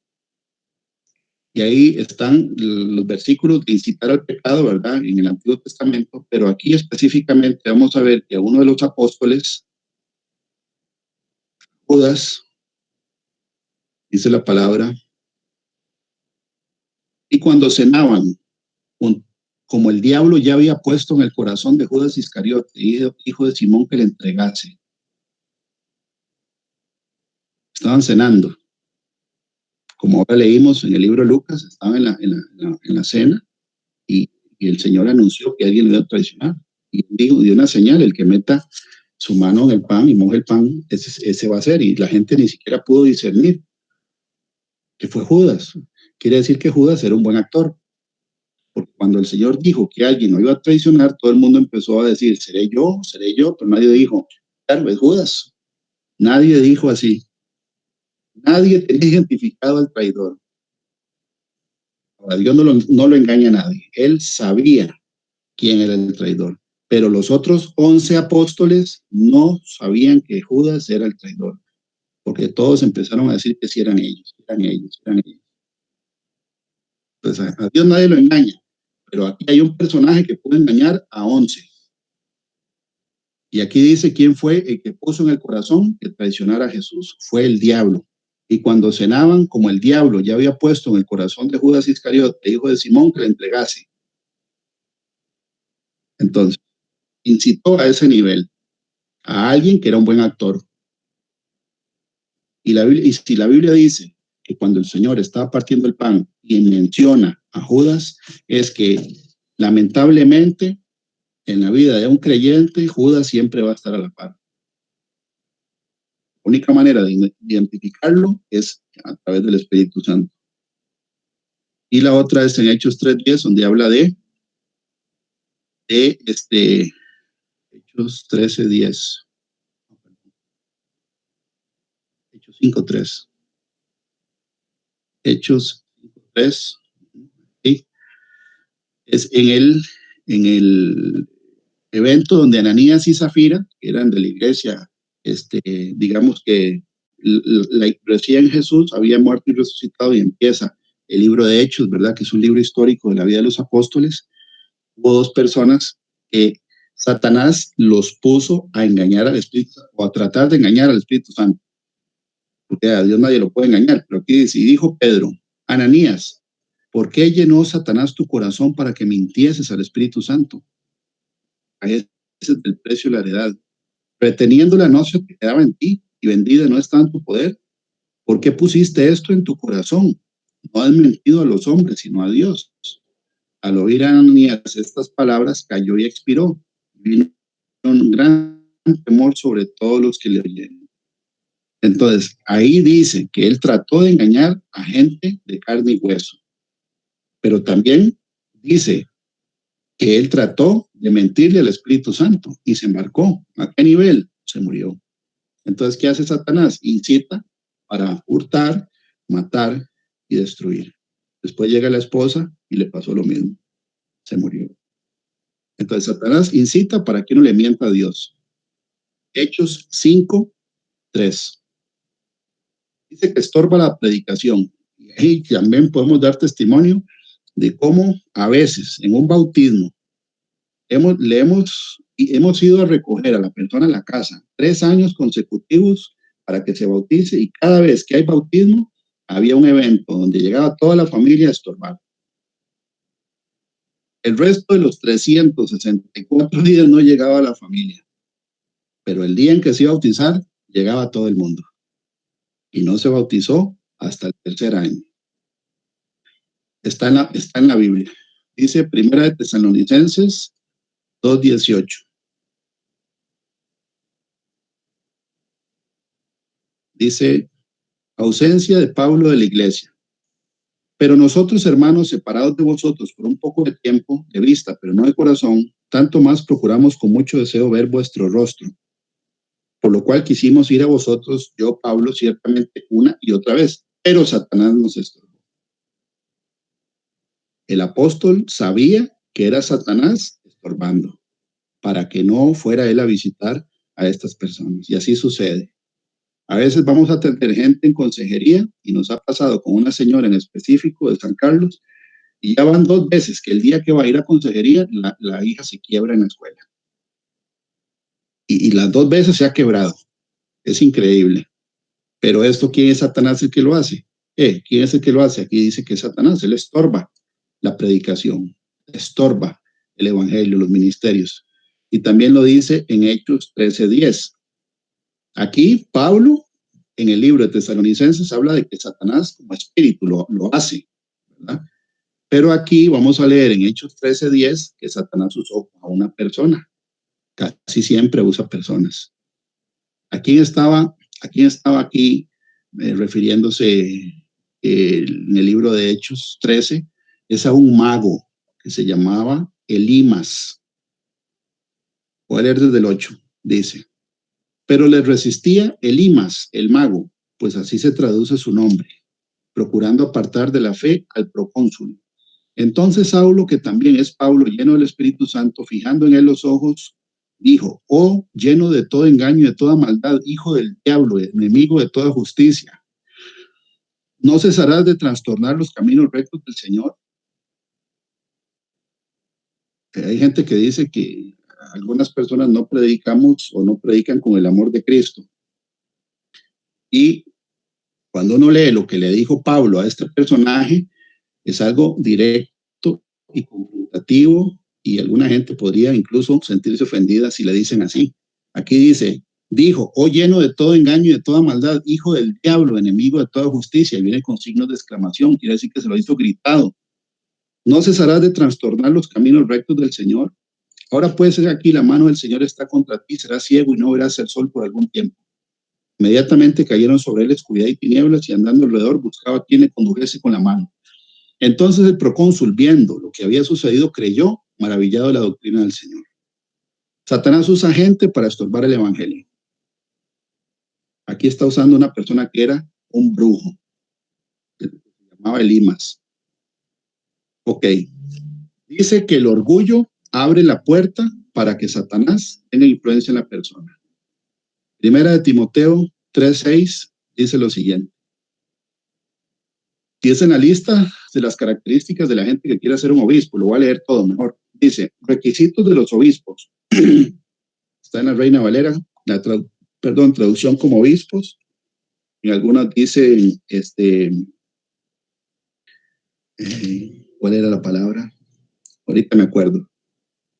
Es los requisitos de la gente que quiera servir en una congregación. Está en todas las Biblias. Palabra fiel. Si alguno anhela obispado, buena obra, episcopado, dicen algunas traducciones. Palabra fiel. Si alguno anhela obispado, buena obra desea.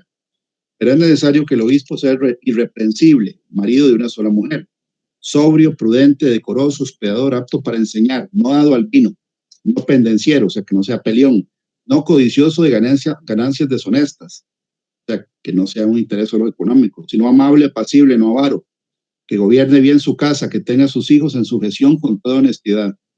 Pues el que no sabe gobernar su propia casa, ¿cómo cuidará de la iglesia de Dios? Gobernar la casa. No un neófito, no sea que envaneciéndose caiga en la condenación del diablo. Un neófito es un recién convertido. Y dice que si se envanece, el recién convertido va a caer en condenación del diablo. ¿Y cuál fue la condenación del diablo? Que se creyó más de lo que él era. Entonces, aquí hay una comparación. Envanece el que predica, envanece es que se pierde la perspectiva de que uno no es nadie, dice la Biblia, que nadie se crea más de lo que es, porque es Dios el que opera a través de las personas, pero si hay vanidad, orgullo, altivez o soberbia, Satanás ya está operando ahí. Ok. Título dice, el engañador trata de arruinar al hombre con promesas mentirosas. Génesis 3:5, que es la continuación del engaño. ¿Qué es lo que le ofreció Satanás a Eva? Le hizo una oferta. Primero dijo que Dios mentía, que no se iban a morir. Y le dijo, ¿verdad?, que podían ser iguales que Dios, que eso es una mentira. Es una oferta engañosa, una promesa que no existe, sino que sabe Dios que el día que comáis de él serán abiertos vuestros ojos y seréis como Dios, viendo el bien y el mal. Entonces, Satanás promete algo que no existe. Por eso es que muchos hechiceros, satanistas, sortílegos, chamanes, agoreros y gente que practica este tipo de actividades que vienen condenadas desde el Antiguo Testamento, muchos de ellos, cuando se convierten a Cristo, ellos mismos dan testimonio de que Satanás les había ofrecido poder en el reino de Satanás una vez que mueran. Y eso es una mentira, están engañados. Otra cosa que hace Satanás para arruinar al hombre es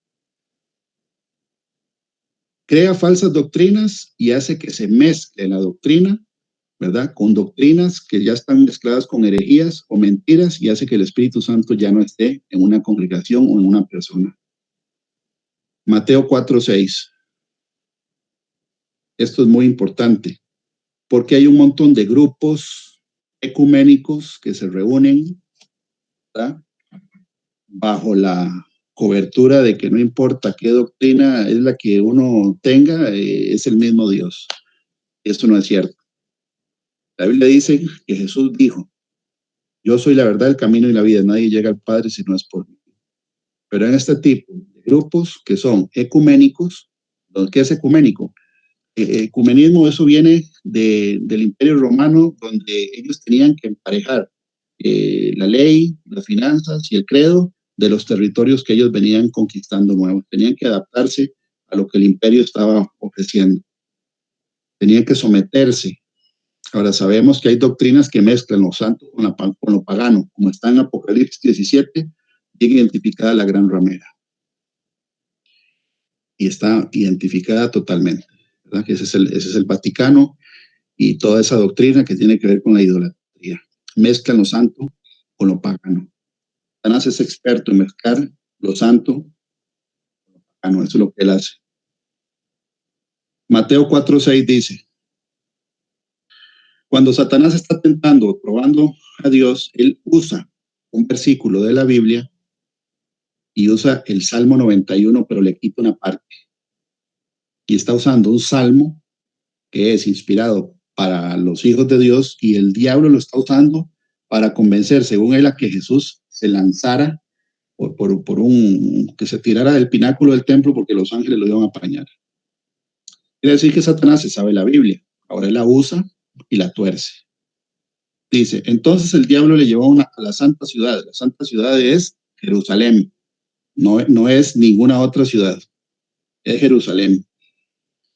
Entonces el diablo le llevó a la santa ciudad y le puso sobre el pináculo del templo y le dijo, si eres hijo de Dios, échate abajo porque escrito está, a sus ángeles mandará cerca de ti y en sus manos te sostendrán para que no tropieces con tu pie en piedra.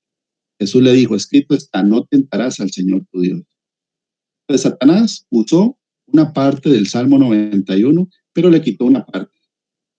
La parte que él le quitó es para que te guarden en todos tus caminos. Se la quitó Satanás, adrede le quitó esa frase. Salmo 91, 11. Entonces usó un versículo de la Biblia, le quitó una parte y lo está usando para convencer a que Jesús se tirara del pináculo del templo. Entonces él usa la escritura y la tuerce para engañar. Primera de Timoteo también lo dice, y aquí es donde habla de que hay doctrina de demonios. Primera de Timoteo 4, del 1 al 6, lo dice. Predicción de la apostasía. La apostasía es abandonar la fe verdadera.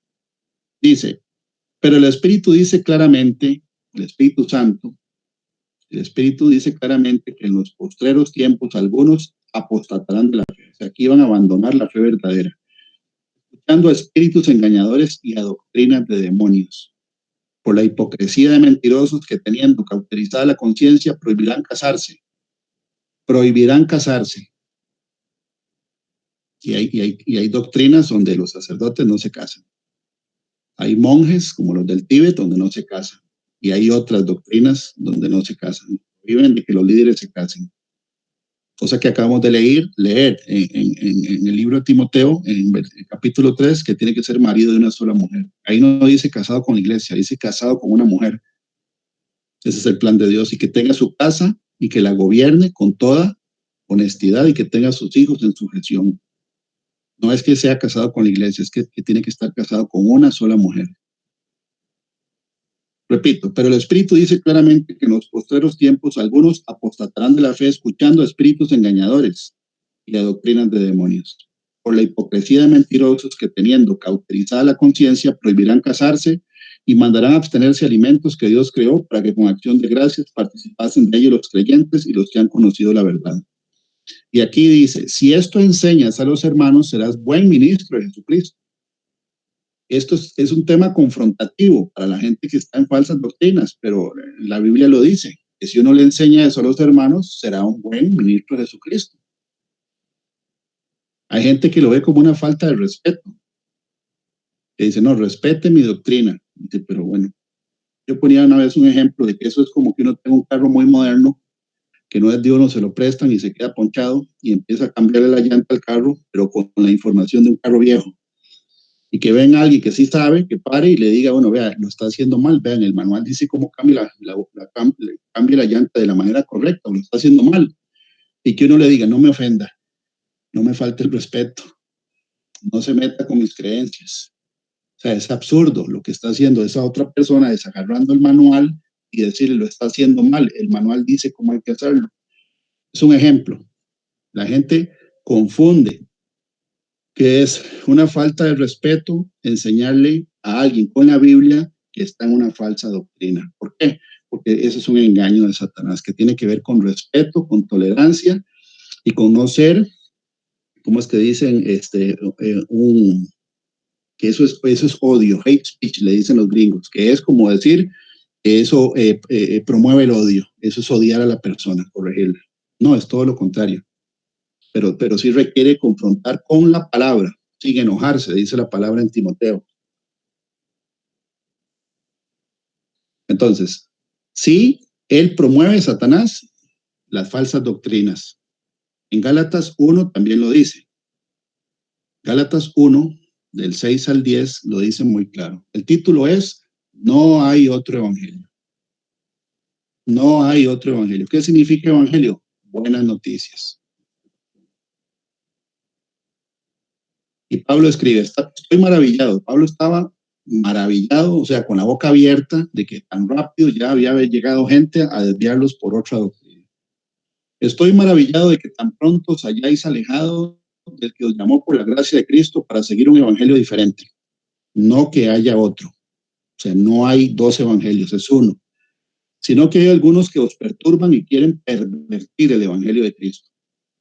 Mas si aún nosotros o un ángel del cielo os anunciare otro evangelio diferente del que os hemos anunciado, sea anatema. Anatema es maldito.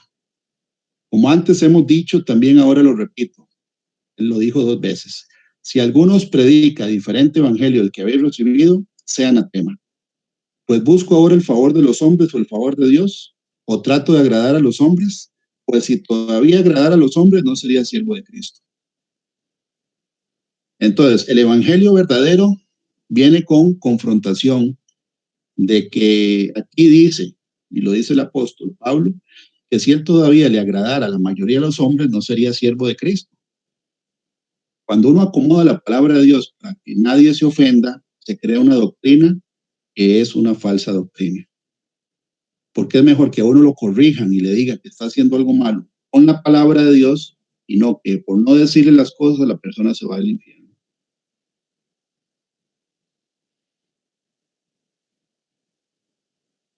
También dice en 2 Corintios 11, 2 al 4. Dice, porque os celo con celo de Dios. Ahí está, Pablo está enojado otra vez. Porque os celo con celo de Dios, porque os he desposado con un solo esposo, para presentaros como una virgen pura a Cristo. Pero temo que como la serpiente con su astucia engañó a Eva, vuestros sentidos sean de alguna manera extraviados a la sincera fidelidad a Cristo. Porque si alguno viene predicando a otro Jesús que el que os hemos predicado, o si recibís otro espíritu que el que habéis recibido, u otro evangelio que el que habéis aceptado, bien lo toleráis. Y pienso que en nada he sido inferior a aquellos grandes apóstoles. Entonces aquí él los está regañando y le está diciendo, pero temo que como la serpiente con su astucia engañó a Eva, está yéndose a Génesis 3 y le está diciendo a ellos que Satanás haya extraviado los sentidos de ellos para apartarlos de la sincera fidelidad a Cristo. Entonces, la serpiente engaña con astucia. La Biblia dice en 2 Pedro 2 que los falsos profetas y falsos maestros introducen encubiertamente, no descubiertamente, no, encubiertamente herejías destructoras. Por eso la Biblia dice examinarlo todo y retener lo bueno. Entonces, el mal uso de las escrituras está aquí. Esto es muy delicado. No todos los espirituales de Dios. Hay doctrinas que no tienen nada que ver con el evangelio de Cristo. Pablo mencionó que si un ángel del cielo venía con otra doctrina, y eso fue lo que pasó con el Islam. ¿Qué fue lo que dijo Mahoma? Que resulta que fue en el año 500 y resto después de Cristo. Mahoma dice que se le presentó un ángel que lo llevó al cielo y que le dio una instrucción diferente al Nuevo Testamento, donde dice que Dios no tiene hijo. De ahí viene el Islam. Entonces, pero Pablo ya lo había puesto por escrito, que si venía un ángel a dar otro evangelio, que será maldito. O sea, y ahí salen un montón de doctrinas. Hay otras doctrinas que dicen que tienen revelación aparte del evangelio que tenemos nosotros. Están los mormones que tienen otro libro, porque supuestamente a alguien, un ángel, les dio una revelación diferente. Ya Pablo lo había advertido. Entonces, hay que revisar con la Biblia todo lo que a uno le enseñan acerca de la palabra de Dios para que no lo engañen a uno. Planes astutos. Y aquí viene la palabra maquinación. Dice 2 Corintios 2:11. Dice lo siguiente. Y es el apóstol Pablo diciendo que él perdonó a alguien que le había hecho una ofensa, que lo había ofendido, y él lo perdonó para que Satanás no gane ventaja alguna sobre la congregación y sobre él mismo. Quiere decir que el rencor y la falta de perdón hace que Satanás agarre fuerza para engañarlo a uno con una artimaña o una maquinación. Voy a leer aquí. Dice, 2 Corintios 2, del 10 al 11. Y al que vosotros perdonáis, yo también, porque también yo lo he perdonado. Si algo he perdonado, por vosotros lo he hecho en presencia de Cristo, para que Satanás no gane ventaja alguno alguna sobre nosotros, pues no ignoramos sus maquinaciones. Pablo está diciendo claramente que Satanás fue el que hizo que esa persona lo ofendiera para dividir la congregación. Lo que había que hacer era perdonarlo y arreglar el malentendido de una vez para que Satanás no siguiera con la maquinación de poner más división ahí. Entonces, ¿qué significa la palabra maquinación?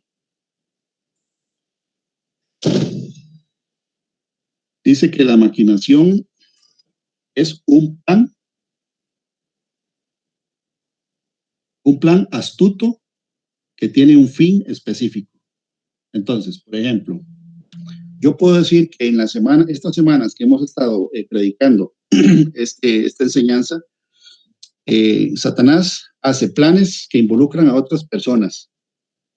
Por eso es que uno tiene que orar para romper, arrancar, arruinar, destruir y derribar, como dice Jeremías 1:10, dice, mira que te he puesto en este día sobre naciones y sobre reinos para arrancar y para destruir, para arruinar y para derribar, para edificar y para plantar. Porque hay que destruir y arruinar todo plan y maquinación que tenga el diablo en contra de uno y la familia para el día siguiente. Porque nosotros, y yo lo puedo dar como testimonio, si uno no ora en ese sentido, el día que amanece viene con una artimaña, un plan, donde uno después de que ve todo el caso completo dice, esto no pasó por casualidad. Un accidente raro, una quebradura, un accidente de tránsito, lo que sea. Esas son maquinaciones del enemigo. Entonces, él hace planes astutos. El apóstol Pablo dice que no hay que ignorar las maquinaciones de Satanás.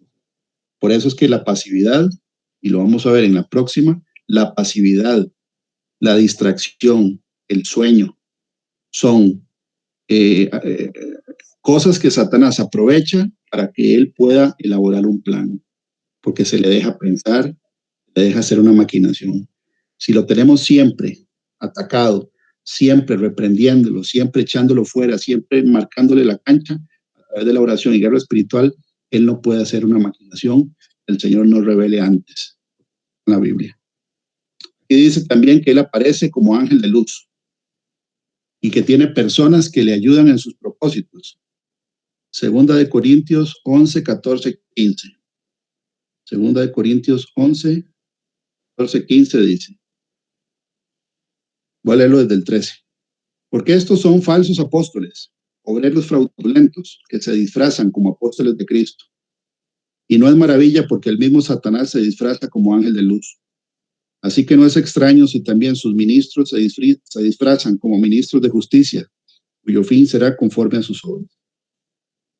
Entonces, el nombre Heilel o Lucifer es portador de la luz. Pero el Señor le quitó el nombre. En un salmo dice que él no va a tomar el nombre de los impíos en su boca. Como la historia del rico y Lázaro. El Señor no le dice el nombre al rico, no dice que se llamaba Pepe o Jimmy, Jorge, no lo dice. El nombre se lo da a Lázaro y a Abraham porque así es un pueblo de él, pero el rico es genérico. Es como Satanás, que es genérico, es adversario.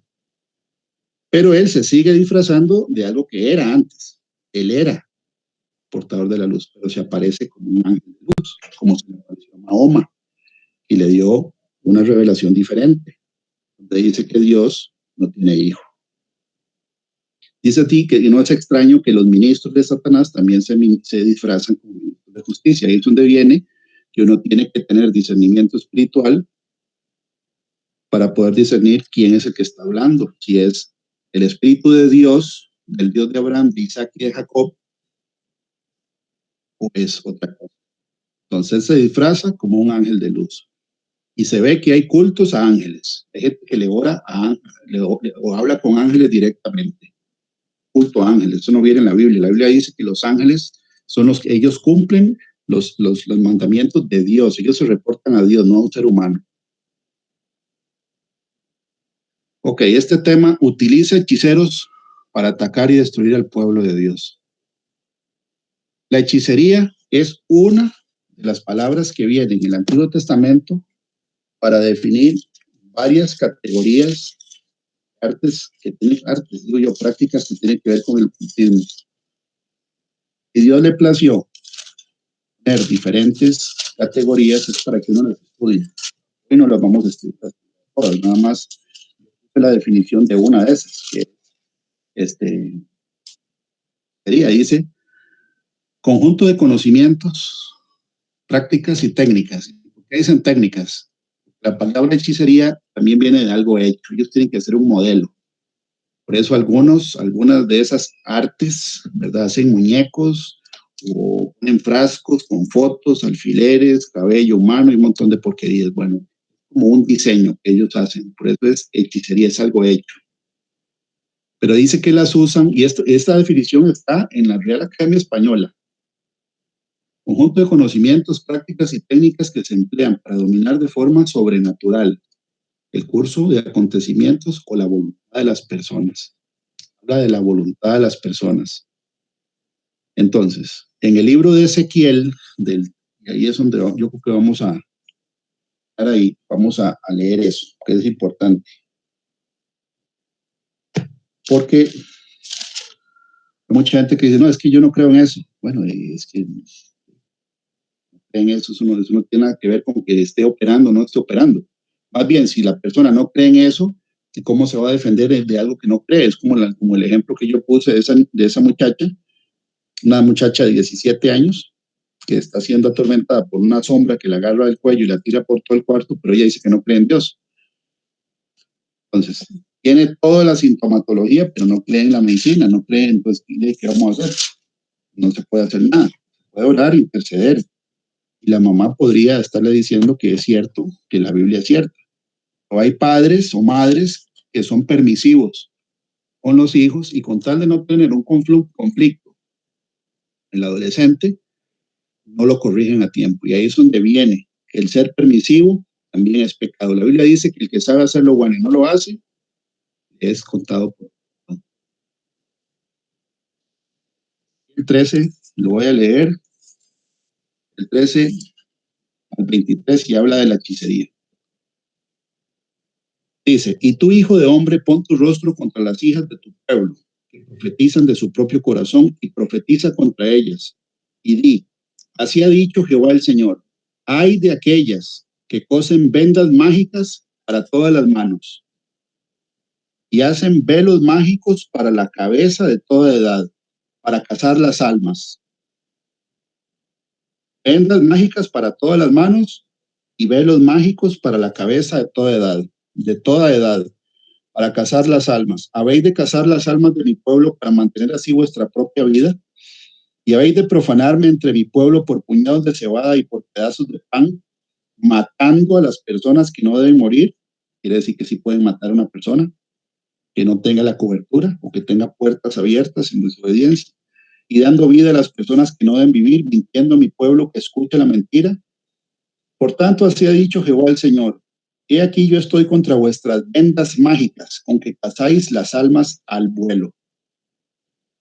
Yo las libraré de vuestras manos y soltaré, para que vuelen como aves las almas que vosotras cazáis volando. Romperé asimismo vuestros velos mágicos, y libraré a mi pueblo de vuestra mano, y no estarán más como presa en vuestra mano, y sabréis que yo soy Jehová. Por cuanto entristecisteis con mentiras el corazón del justo, pueden hacer que una persona tenga depresión, tristeza profunda, desconsolado, que no quiera vivir, que pierda las ganas de hacerlo, de vivir, de existir.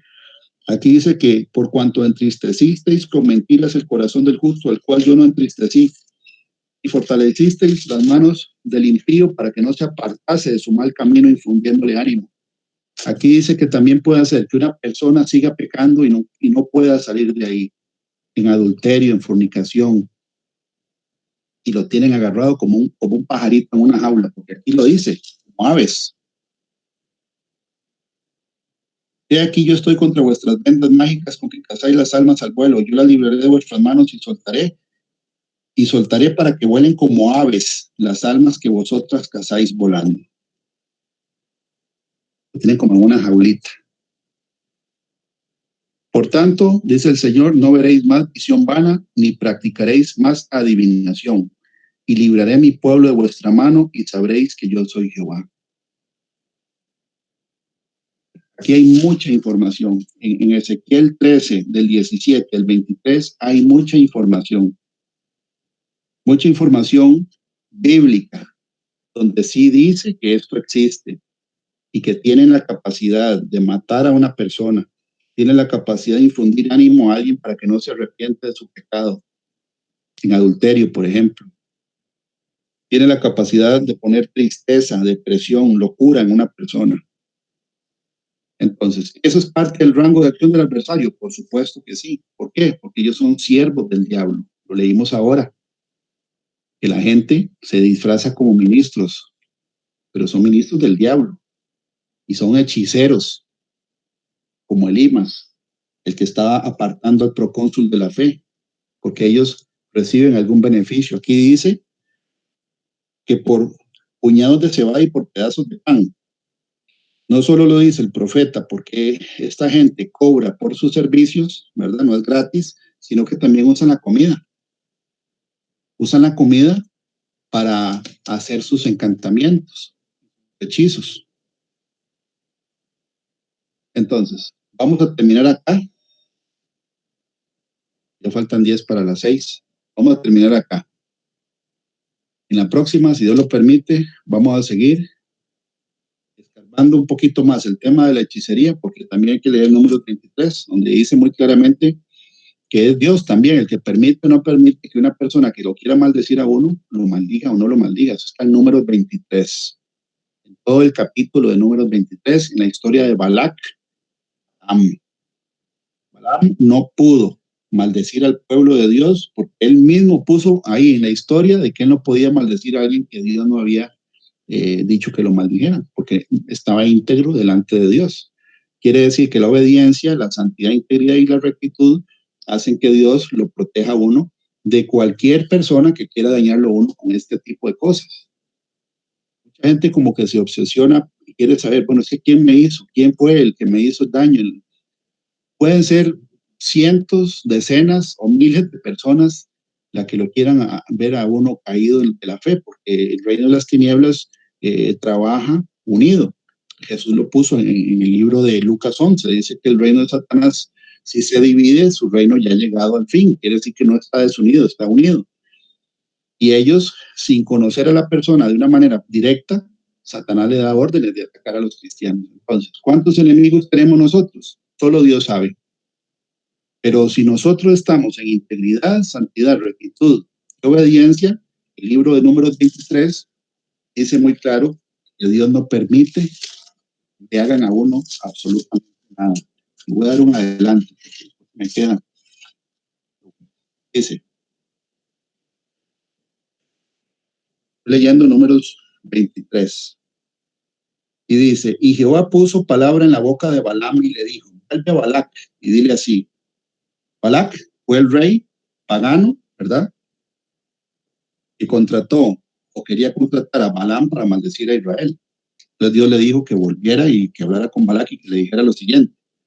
Y volvió a él, y aquí estaba él junto al holocausto, él y todos sus príncipes de Moab. Y él tomó su parábola y dijo, de Aram me trajo Balac, rey de Moab, de los montes del oriente. Ven, maldíceme a Jacob, y ven, execra a Israel. Ahora el versículo 8 dice, el mismo Balaam lo pone por escrito. ¿Qué maldeciré yo al que Dios no maldijo? ¿Y por qué execrar al que Jehová no ha execrado? No podía maldecirlo.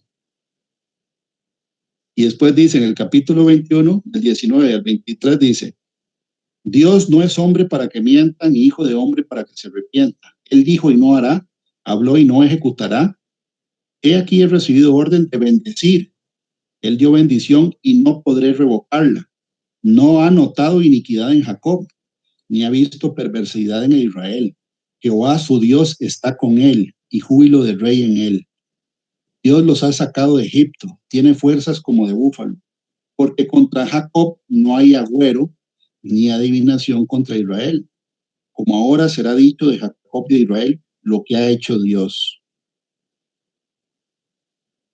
Entonces, aquí dice que Dios no permitió que ningún brujo de ningún calibre maldijera a su pueblo porque él no había visto iniquidad ni perversidad en Israel, sino que él estaba ahí. Entonces dice, el mismo Balaam pone por escrito, porque contra Jacob no hay agüero. La palabra agüero es encantamiento. tampoco hechicería ni adivinación contra Israel. No hay, punto. Entonces, ¿qué nos toca hacer a nosotros? Estar seguros de que estamos en el lugar correcto.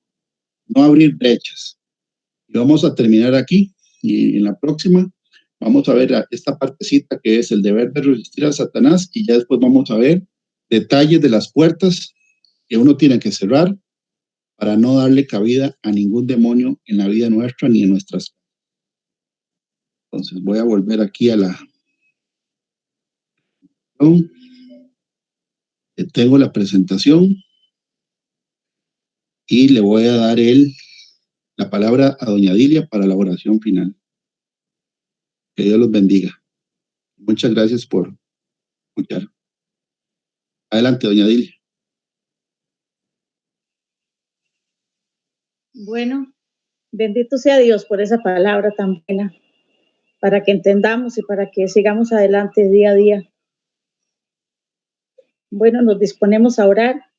Padre Celestial, en el nombre de Jesucristo, tu Hijo, te damos gracias, Señor, por tu palabra revelada. Gracias por enseñarnos para que día a día se haga realidad en cada uno de nosotros y en todos alrededor del mundo, de los que amamos tu nombre y esperamos con paciencia tu venida. Gracias, Señor. Gracias, Padre Celestial, en el nombre de Jesucristo. Yo te pido también, Señor, que tomes el control de esta otra semana conforme a los oficios de cada uno de nosotros y según tu perfecta voluntad. Que todos los aquí reunidos tengamos en gran estima tu palabra.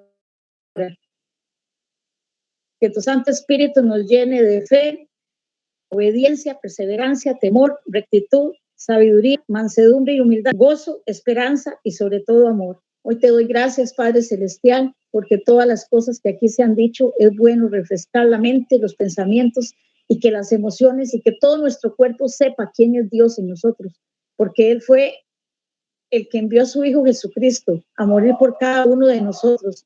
Y esa sangre preciosa ha sido derramada. Esa sangre preciosa que es la que limpia, la única sangre que no mancha. Esa sangre que es la que limpia, la que purifica, la que nos ha justificado delante de Dios y que podemos todos los días estar confiados, venir delante del trono de la gracia a pedir misericordia y el oportuno socorro día a día. Hoy yo te alabo, Señor, y te bendigo. Y muchas gracias, Señor. Gracias porque todas las cosas, de todos los que nos dirijamos a los oficios diferentes a partir de la otra semana, seas tú, Señor, el que nos recuerdes y que tengamos presente en nuestra mente, en nuestros pensamientos, en nuestras emociones, tu palabra, porque tú nos ves por dentro y ves también las cosas que ejecutamos como ser humano, Señor. Muchas gracias en el nombre de Jesús. Amén y amén. Amén. Muchas gracias, doña Dilia. Con mucho gusto. Que Dios los bendiga y que pasen Adiós, una semana Pablo. llena de